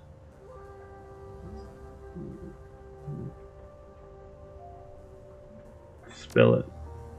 Okay. Smoke 'em if you got 'em, because there's a lot to go over. Isabel lifts her PDA to her face and consults her notes. In 2011, Sang Mechanical Services was a D-level corp floundering in the shallow end of the Hong Kong corporate pool. That's when Josephine Shui married into the family. Josephine thought big. She conceived of a massive project that would catapult TMS into the big time, something she called the Prosperity Project. Prosperity. That's what Raymond was mumbling about. Anything to do with what's the Prosperity Project? Once upon a time in the 1900s, the walled city was a densely populated slum, something like 30,000 people crammed into 6.5 acres. Wait, I've heard this story before. It's a shithole, hell on earth, yada yada yada. That's today's walled city, the second walled city. The first walled city started life, well, over 100 years ago, and lasted through both world wars and almost through to the Awakening. It was torn down in 1994 when the government had finally had enough. It had become such a haven for criminals that the cops would only enter it in large, well-armed groups. Sounds familiar? In 2021, Josephine Sang proposed a vision for a new type of low-income housing project, the Prosperity Project, a self-contained, low-cost walking neighborhood for the poor, but on a grand scale. The Prosperity Project would give Hong Kong's poor and the flood of refugees pouring into the country a place they could call their own, something that felt more permanent than the sprawling tent city that spontaneously sprang up after the first walled city was demolished. The Prosperity Project would replace the tent city and would be symbolically built on the site of the old walled city. The slogan was, "A place of dignity where prosperity begins." The apartments weren't much bigger than the space you'd get in your average coffin motel, but they were built around plazas and marketplaces that contained goods and services catering to the poor. The government forgot the lessons of the last walled city. They loved the idea of containing the refugees and the poor to only a few densely populated blocks. It kept them out of public eye. Securing the contract catapulted Sang Mechanical Services fortunes ahead. It eventually put Josephine Sang into the executive council. One slum made her rich? It's a very big slum. Apparently that was also the beginning of a series of lucrative building contracts that propelled TMS into the big time. Where's Raymond come into all this? Raymond Black doesn't come into it at all, but Edward Sang does. Josephine's husband or son? You got it. Well, shit. Duncan's jaw drops open. What? No. Come on. Raymond Black was actually Edward Sang, the only son of Josephine Sang and her late husband, Breakwater Sang. Edward was in charge of laying the groundwork for the walled city, excavation and utilities, running in power lines, sewage, that kind of thing. So your secret foster grandmother is trying to kill us? Where's where Raymond's money came from? Wait, this doesn't make any sense. Remember that massive gray water leak that flooded the basement back in '48? When we got back from camping trip in the Salish? We screamed bloody murder about that. Wu nods, smiling. I'd never seen him so angry. He sobers, but did Raymond know how to fix it? No. Gray didn't know the first thing about sewer lines. He hired a small army of plumbers, probably paid him double what the job was worth to fix the thing, and it still took almost 2 months to get the leak under control. And Josephine put him in charge of the utilities? No wonder Walled City smells like that. I don't think Raymond had anything to do with the utilities of the Walled City. What?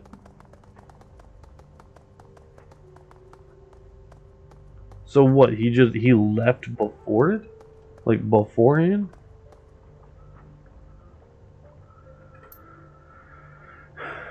Any messages? I'll look at those later. Claim payment. Go to work out there, kid. Here's money, I promise you. Cool. Out of town. I'm not in Haley right now, so don't bother coming to see me. We'll talk when I return. Please continue with our business ventures in the meantime. Okay. I hope you're enjoying your newfound success in the shadows. I've got another job for you. One that should prove very lucrative indeed. I've been contacted by an employee of the Eastern Tiger Corporation, and he needs you to steal some research data and biological samples from his employer. The man's name is Tygoth Wright. Until recently, he was a researcher on a genetic engineering project.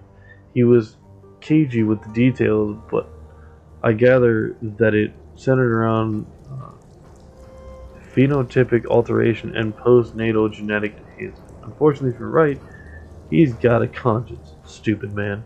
Lucky for us, he's willing to pay to have his conscience assuaged. Wright's project was apparently quite horrible. Experiments on living children, total disregard for biomedical ethics or safety, and when Wright raised concerns, he was taken off the project.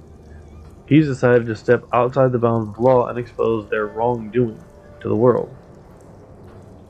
The snag, you see, is that his wife and child live in Seoul, not quite the heart of Eastern Tiger's power, but close enough.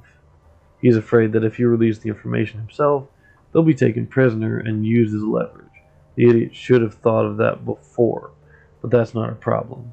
The samples and data are currently on an Eastern Tiger cargo ship, the MV Nalchi, sailing near Hong Kong, on their way to Seoul. The storm slowed the ship down, so you don't have to go right away, but don't take too long. Once you have the data and samples, you're to call Wright. I've attached his number. He'll give you instructions on how he wants the information leaked. When you're ready, let me know. I'll arrange transit with Captain Jomo. He's a local Loho Jawan pirate and smuggler. But don't let that put you off. He's as good as they get, and he'll have you on that ship without incident. Sure. I'll let Captain Jomo know you're ready. You can find him downtown at the end of the pier. My parlor is on. He'll handle everything from there on out. Cool. So I've got multiple jobs to do.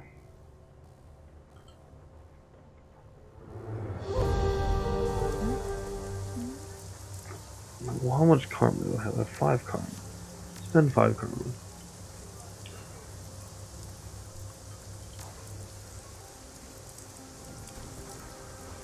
Thank you. Squeeze 5. Range combat. I'm putting up by 1. And I want to get to here so that I can get my fucking rifle. You're scoring critical hit when using it. Your rifle to attack, increasing skill on my special abilities. Confirm. Cool. Let's save.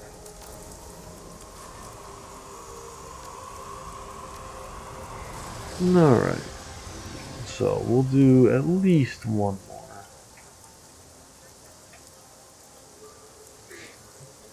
At least one. Yeah. And then see what we get out of it. The station. We're going to hit the train. And we're going to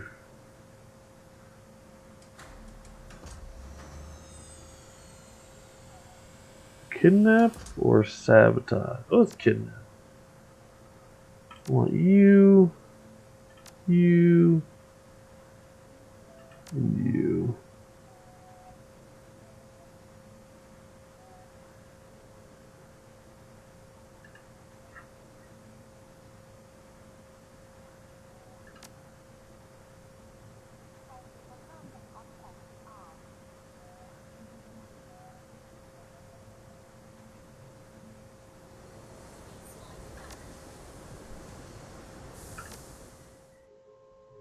Let's go to the restaurant.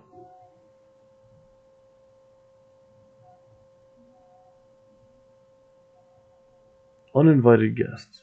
A tangle of marine decorum, restless lights, and ambrosial scents mingle atop a floating quay to ascent the Shangri-La, Aberdeen Harbor's premier dining location.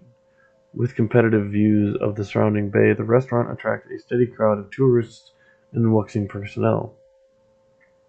The primary money man for the 289's Chang Sing Rooster Low is enjoying a rare meal outside of Triad-held territory. Intel says he's set up one of the restaurant's private dining rooms, but he's not alone. Rooster keeps a personal bodyguard and a notorious orc called the Talon in addition to his regular security detail. You've seen photos of the Talon's handy body so battered it's hard to tell where one bruise ends and the next begins. Your mission? Locate Rooster, extract him from Shangri-La, and deliver him to your client alive. Simple, fast, low profile. Of course, even the simplest runs can go sideways.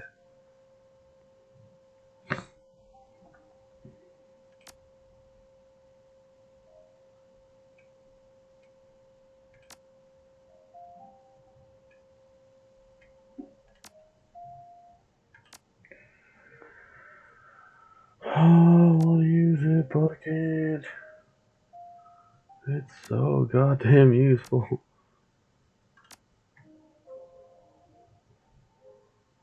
It's alright. Get a bit more karma. Get 12, 17 more, and I should be able to use it, I think. Locate Rooster's dining room. Hello. Stepping into the interior hallway of the Shangri-La, you're confronted by a massive wall of troll, the restaurant's front door security. He speaks with surprising elocution. Welcome to the Shangri-La. We strive to provide our patrons with an exquisite dining experience. If you have any questions or require special accommodations, don't hesitate to speak with our staff. Tables, your business is either tanking or food sent them running. Small crowd. Where are your diners? Most of our weekday business is confined to the private rooms upstairs, corporate affairs and such. He looks you up and down and frowns. Please keep in mind that any disturbances will be promptly de-escalated by our security. We reserve the right to bar service to unruly patrons. Thank you for enjoy your meal. I know your security's a bit light tonight. You sure you have enough guards to deal with bigger disturbances?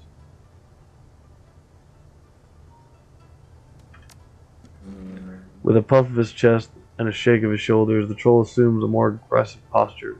His face remains a mask of neutrality, despite the obvious irritation in his voice. Wuxing prides itself on having world-class security personnel. You do well to remember that the best kind of security is often hidden from sight. Under her breath, pretty hard not to see that guy.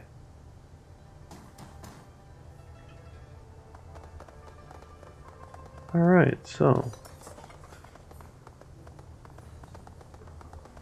talk to the waitress.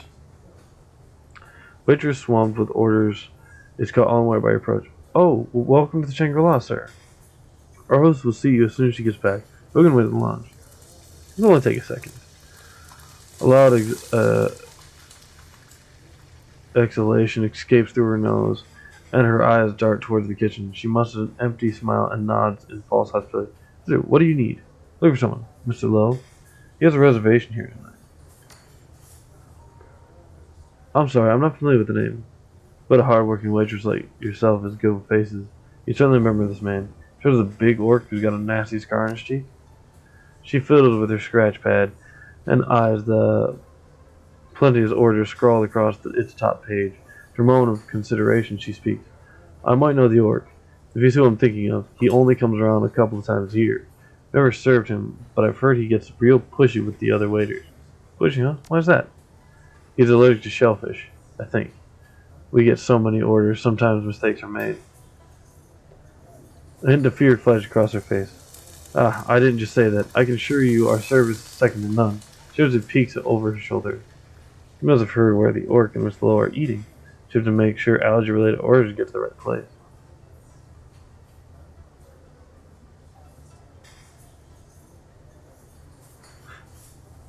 Some of my friends eating, and I won't mention our little indiscretion to a soul.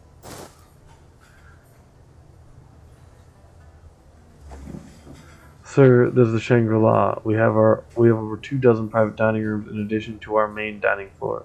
I've already said I serve out here. Your friend could be in any of our rooms. Now excuse me, I need to place these orders. Enjoy your meal. With that, she wheels around and marches toward the kitchen. I mean, I still got something useful. He's got to spike his food. So before I do anything, I'm going to save.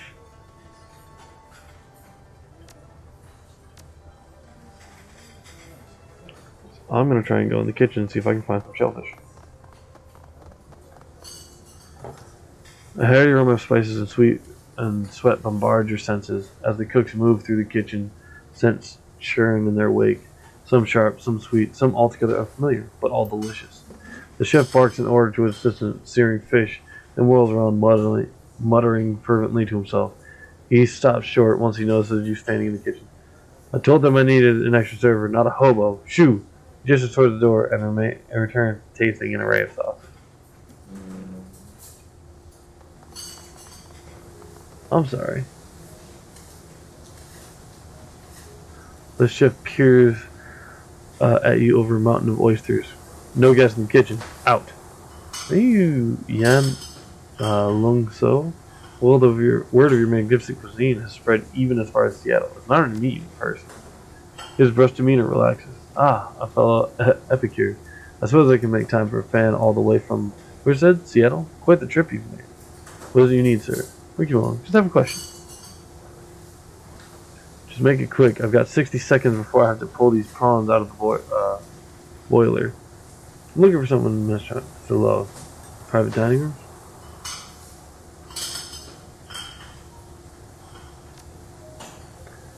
Do you have any idea how many orders I prepare? Frustrated, he makes an exaggeration. I don't know where they go. I cook them, place them on the counter, and they disappear. Only time I care about who ordered what is sent back with a complaint. Or big nasty thing with scholarship. Found in the most well-mannered of diners. That's a polite way to put it. You give two of my cooks broken ribs and a matching set of black eyes last time he stormed my kitchen. He waves his hand. Yes, I know that orc. Got a shellfish allergy he's overly keen on hounding us about. As though this wasn't the top seafood restaurant in the sixth world. Right, so we'll take for him to wind up with a few raw shrimp in his meal tonight. Reach for a mushroom and actually grab an oyster. Maybe such an accident happens with an orc friend. You know what I'm saying? He balks your chest. After a moment's recovery, he looks straight at you. Not split. Can't possibly be saying what I think you are. You want me to poison a diner? You're deranged. I'm calling security. Haven't you noticed the lack of guards tonight? I have no doubt walking to where I'm here. It's as if they want a certain someone out of my way. You going to disappoint them? The chef, nervously wrings his towel between his hands, stares at this sumptuous plate of food waiting to be eaten, glances over his shoulder, shakes his head, and he smiles at a small, wry thing. You know, he never appreciated our cuisine, our art. I think a special thanks is in order. Do yourself out, won't you? Of course. Of course, I won't keep you anymore. Good lord. Poison the guy's shit.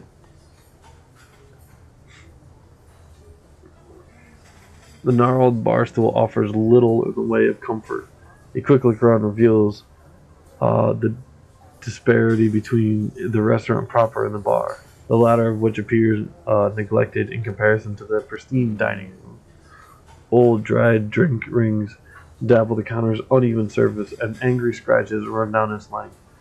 Well, you've got time to kill before Rooster arrives. This is a good spot as any to wait. Grab a drink and wait. Minutes tick away as you mull over a cold one. Rooster should be here any time now.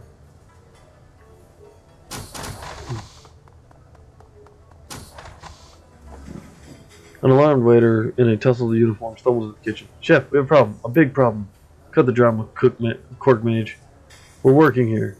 Not for long. He glances out the kitchen door. A couple of prawns ended up in the orc's dish. Only a thing worse than his allergy is his temper. He's on his way down here. Well done. A haul and several thumps catch the cooking staff's attention. Apprehensive glances are tossed around the kitchen. Their fear abruptly confirmed as a huge orc bursts into the room. The jagged scar on the orc's cheek matched your client's description of the Talon, or it would if the Talon's face weren't a lumpy, swollen, seeping mess. The Talon's face flushes in anger, or perhaps as a side effect of his allergy, as he raises a knobby finger to the room. What's wrong with this place? His swollen lips spit more saliva than sound. Excuse me, sir. You're holding the kitchen up. If you have any questions or concerns, speak to our host up front. He rounds on the chef, shoulders raised in disbelief. I got a concern, alright. A concern regarding this shit house you call a restaurant. His voice booms. This is the third time you slopheads have fucked up my order. If I'm regularly forced to choke down your garbage, I expect at the least some substitutions to be followed. No shellfish. Get it right, or next time someone's going to end up a whole lot worse than me. Duncan turns to you, eyebrows raised. And you call me short fused. Hey, what's up? Maybe now you'll think twice before ragging on me when things heat up. Hang on.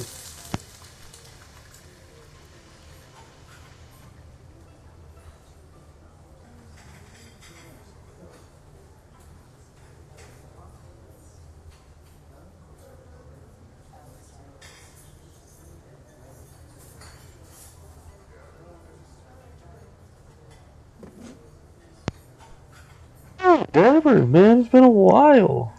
How you been, brother?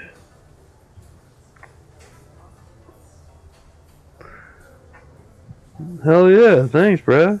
I'm glad you're here. I'm glad you got to swing by for a bit.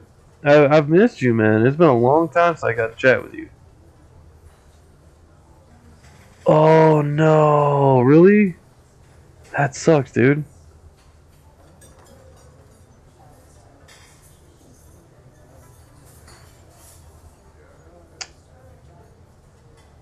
I mean, you're not the only one. I had a guy on here that follows that regular guy.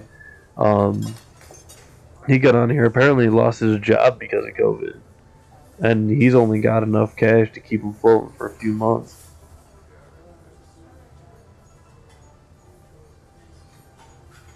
Instacart driving. Yeah, man. Shit's rough these days with COVID. I'll never stop bragging on you, Duncan. Hey, if the Talon's down here, that means he's left the upstairs room unguarded. You're right. Let's go while he's distracted. Whoop.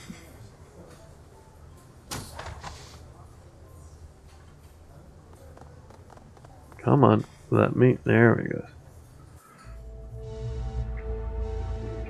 Alright, so I believe, I'm gonna guess it's probably this door.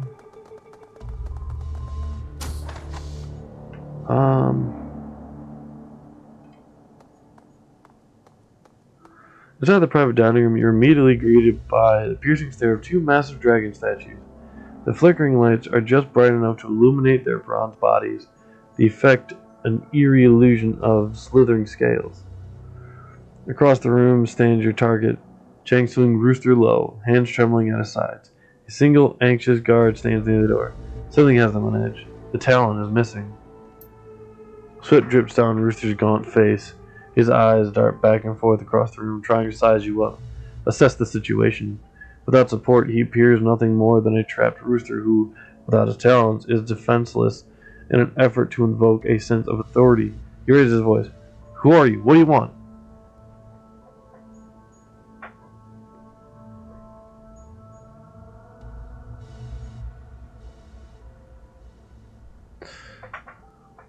I'm here. I've come to deliver you to my client, Miss Love. Don't worry. I specified you were not to be harmed. You're in poor position with the talon missing.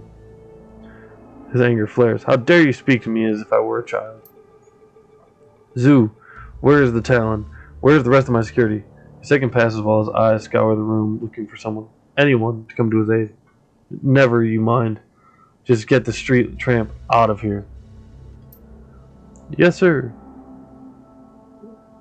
my job to scrag thugs like you. You really want to fight me? Back up all alone? I was really like your boss. He glances at Rooster. Not exactly, no. He begins to slowly back toward the door. In fact, you can have him. Good boy.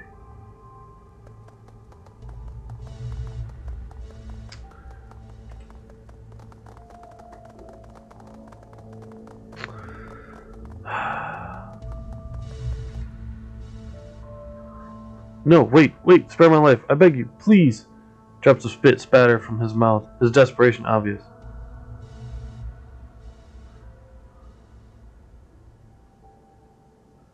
Stop that. I'm here to take you alive. Don't make me change my mind.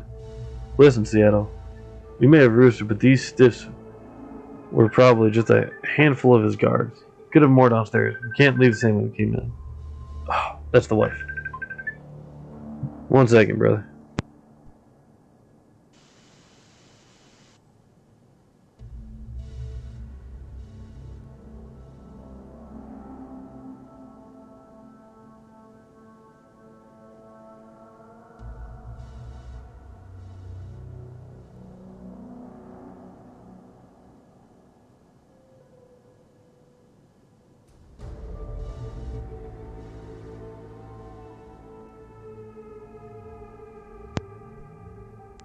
My girls are driving up to Taco Bell to get stuff at 9:30 at night.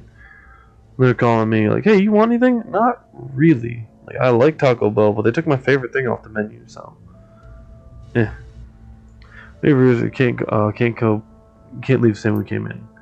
If we're gonna get out of here in one piece, we need to find a new exit route fast, and I'm betting this chicken guy knows one. So that's about it. Rooster's teeth are clattering inside his head.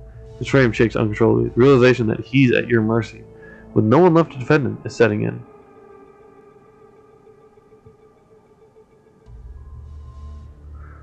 Mind pointing us to the exit? Rooster stammers incoherently for a moment, but his words soon catch up with him. It's just outside the room, to the right, but it's locked. You know a way to open it. He blinks, confused, his shocked mind slowly processing your implication. Yes, I do. He reaches his coat pocket and withdraws a small key. I'll take that.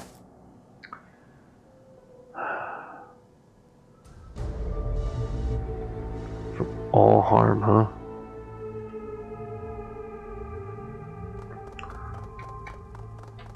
Basically, you're coming with me. As long as I can avoid fights, should be fine. Security key, open the door. Service elevator. Yay! Shapoop. Your comlink clicks, a burst of static, and then sound clears to reveal a soft voice. XCrackrok, is this your channel? Who's asking? Name's Paylon. I'm your getaway driver. We have details to discuss, but let's keep it brief. Time's ticking. Another burst of static. I'm at the loading dock across the bridge from the restaurant's main entrance. Big ol' schooner. Can't miss me. But neither will the HKPF, who I've just learned are on their way here in response to a security call. This ought to be fun. One last thing. I may be the driver, but this ain't my rig. Door is locked and I don't know the code. May have to break in. Good luck and get moving. Click and your comlink feels static. Oh, so I have to fight the police?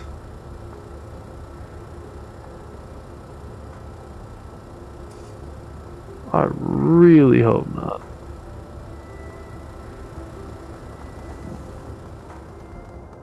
A pair of triad gangsters block your path. Men, help me! The words start pouring out of Rooster's mouth so quickly that they blur together. You free me, get me away from here, and I guarantee you will be rewarded. Money favors power. Whatever you want. The two guards exchange a look, then turn back to her smiling. Actually, we're liking the position we're in now. You begging at our feet. The idea that maybe once you're gone, we can move up the chain. You know, Rocco here is plenty qualified to take your seat. In fact, we might as well make sure you don't make it out of here alive. Rooster looks up at them, irate. His fury fizzles on spotting the thug's various and ample gutlery. No! Why, I can make you rich. Easy there, let's not make a scene. We go away, you go yours. The gangsters look you over. No ink, no suits. You're one of them runners. Shit, a runner? Don't let him take off with Rooster. Reach for his weapon. Get him! Ah, goddamn.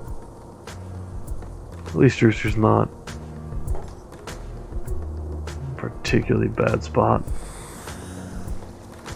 Click control mode. And 3844. Let's get you here. 3642. Oh, better off over there. But we're gonna go heap. That would hurt. Alright, Isabel. How do you get you somewhere you're not gonna get killed? Particularly hurt.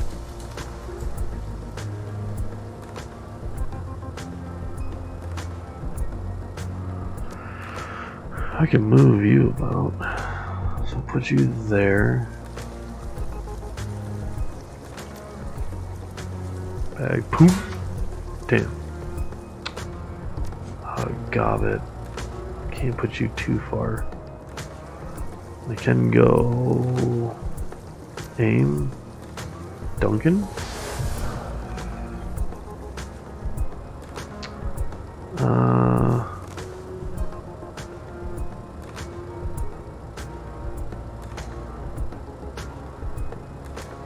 Get you there. And you don't have anything, do you?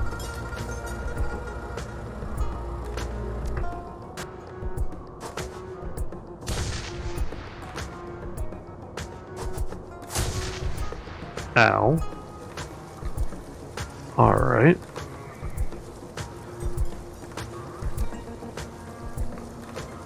Let's really start hurting you.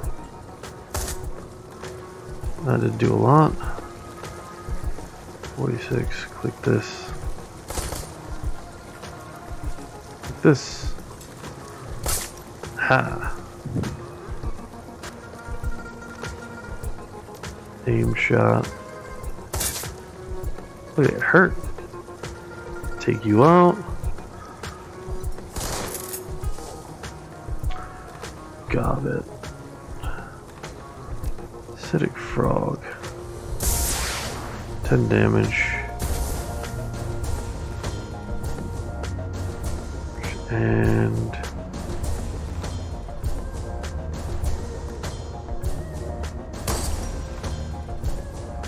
come on. 8 damage. 8 damage. Practically dead as it is. Alright. So now we're just going to move, preferably quickly. Before you looms a formidable cast iron door. It's locked. The means of escape just behind it. There's a keypad mounted on the wall, but you have no key code. Quick scan reveals a potential weak spot in the door's hinges. You have a feeling you can get through, but it's going to take a while.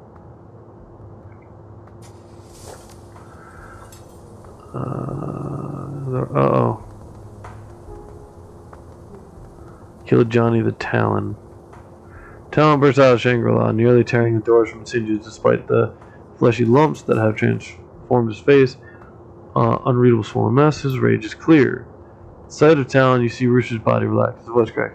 Talon, I'm over here. I've got weapons trained on me. I can't move. Save me and we'll get out of here. Take this incident straight to the top. The hell of the survival will reward us. Through leaking eyes, the Talon homes in on Rooster. You little shit, dragging me into this restaurant over and over, making me eat filth, or watch you stuff your goddamn face full of it. Now here you are. Turn traitor and blink. Rooster's trembling with fear, or anger. Or both. He raises a shaky finger and points it at the Talon. You can't speak to me that way. You're beneath me. I'm still a red pole, and when the triad comes for me, I'll see you flayed for those words. Ha! The laugh punches the air. Talon's lips curve into a clumsy smile, his eyes gleaming. You won't get shit from the 289s. In fact, if your new allies don't gut you, the triad will. Make sure you don't go squawking to enemy about high-level plans or secrets or whatever. Fool like you won't last the night. Rooster's fake bravado melts away, eyes wide. He looks desperately around him, trapped like a mouse in a snake's coil. Enemies on each side. His voice small, pleading. Talon, Johnny, please, please help me. It wasn't all bad, right? We had some good runs, you remember? Panic shakes him. I had no choice, Johnny. I was forced to surrender. But if you help me, get me out of here, I can see to it that you're rewarded, even promoted. How would you like that? Without hesitation, Talon takes a step forward and spits on the ground. To hell with you, you spineless bit pusher. I'll bet you didn't even put up a fight. Just rolled over and played the captain. Coward. You're going to enjoy planting a bullet in your soft, worthless skull. He readies his weapon.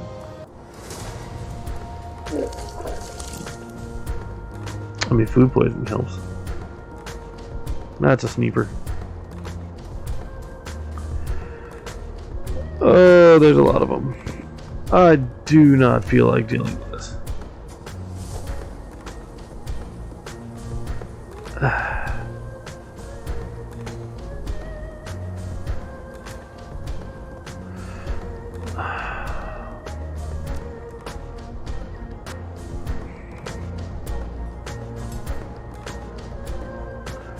Full cover. Duncan. Get to here. Got it.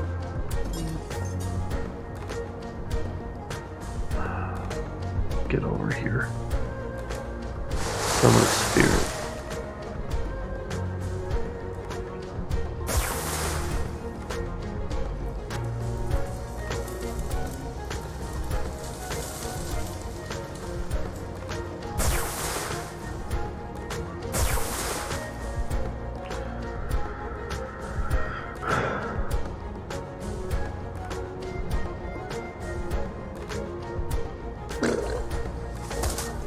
Ouch.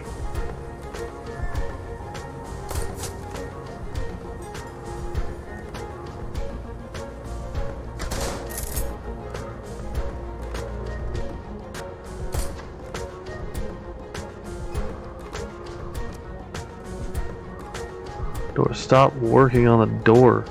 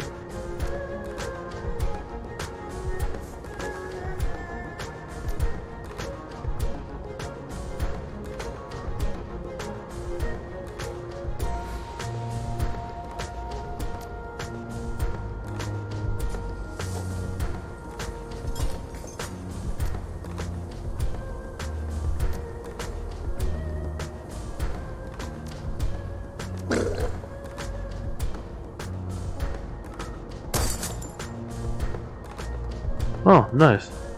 I always appreciate a lurk. Always appreciate it, man.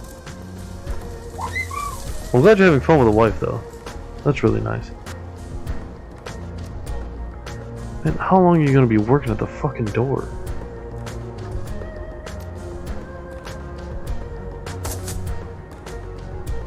Fuck, man. In a spot terribly. Get it in one.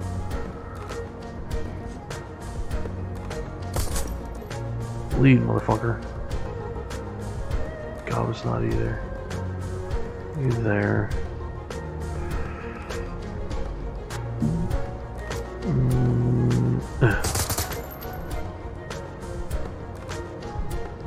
You stay right the fuck here.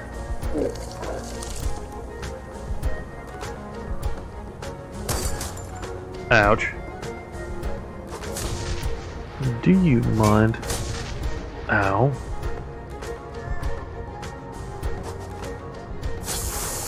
Ugh. Shit.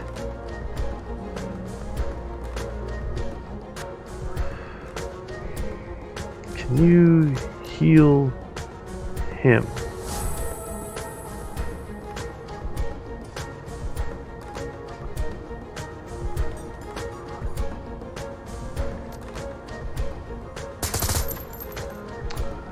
did not work.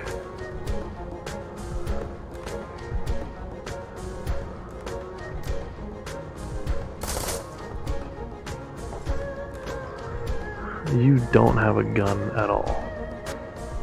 Fuck that. Oh, thank God.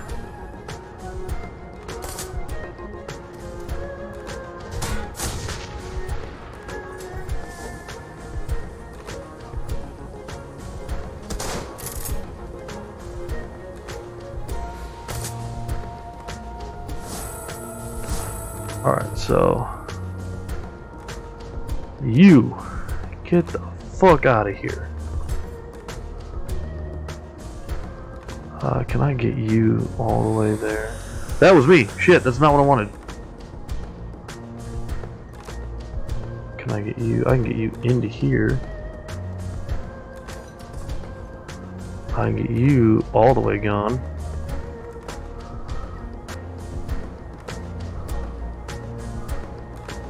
I got me gone.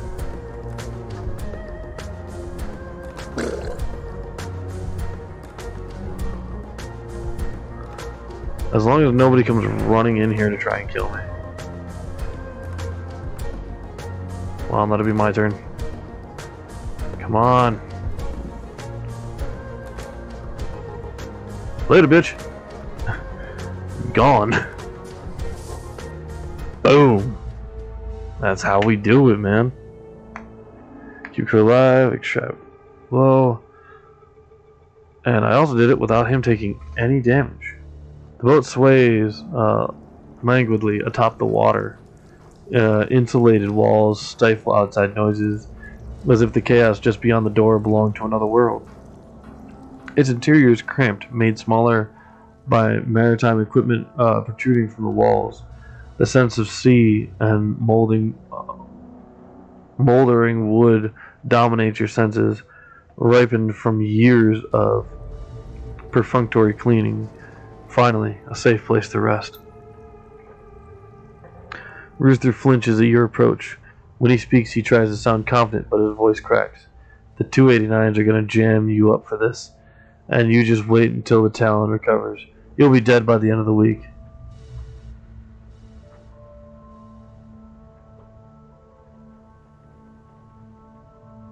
Talon's probably found a new master by now. Gobbet leans towards you and gives you a sideways look. Her words just loud enough for Rooster to hear. After all we've done for him too, maybe we haven't been accommodating enough. Maybe we should rough him up a bit. A broken jaw here, a punctured lung there. So it looks like he put up a fight, because right now all he looks like is a coward.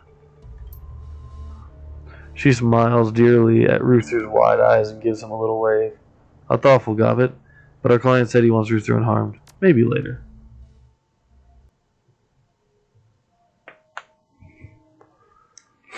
I mean, I protected him from all harm, so that's an optional objective I'm pretty sure I beat. The boat heaves and pitches over the bay as your driver plows through the choppy waves to the drop-off point, leaving the Shangri-La restaurant far behind. Inside, restlessness fills the cabin. You finish the job. The extraction was a success, and now your client awaits his prize. The Triad Red Pole Rooster. It wasn't easy. It should have been. It would have been if that damn Talon hadn't mangled your plans with his visceral determination. But a little anaphylactic shock, and even a street-forged orc like the Talon could be incapacitated. With the Talon out of the way, your escape from the restaurant to the gateway boat was made smoother. Well, as smooth as wading through a small army of triads and skirting the HKPF dragnet could be. Luckily, Rooster got through the pursuit unharmed. A bonus, according to your client. Sounds like it might even earn you a few extra money. Time to get paid. Fuck yeah.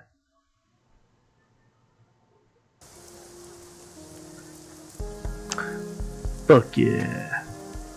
Simple job. Easy. Easy. Easy. Collect payment.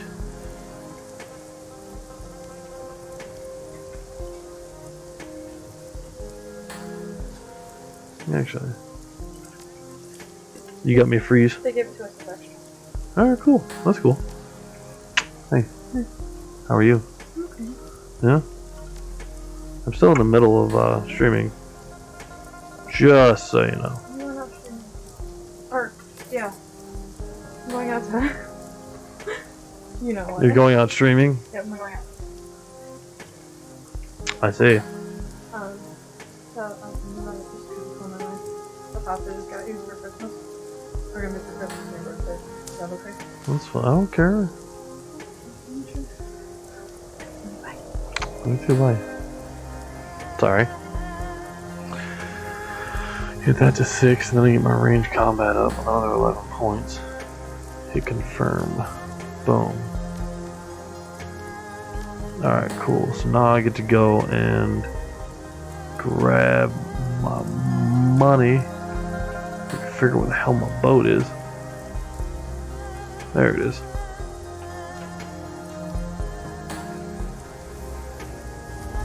I got a mini freeze from Taco Bell, apparently.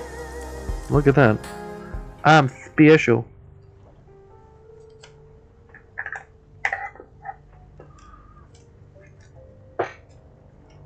Freeze.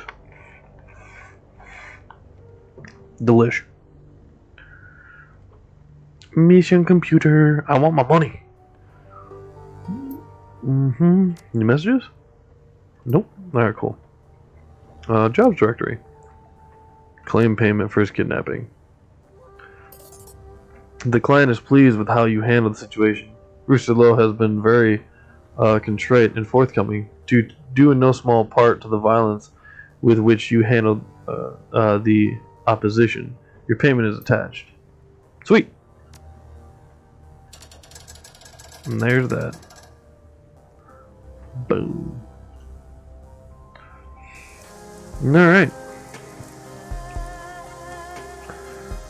Well,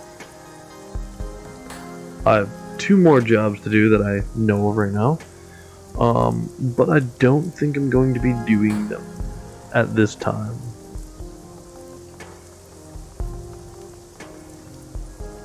Mainly because it's about 10 o'clock my time and I kind of need to go. So thank you, Dabber, for showing up. Thank you, anyone that was here earlier and anyone that watches this later. If you enjoy what I do, please consider following me or subscribing if you're watching on YouTube. Don't forget, we have a Discord. It is in my Twitch channel information. Please feel free to hang out and do some off-stream fuckery. Until next time, everyone. Bye-bye.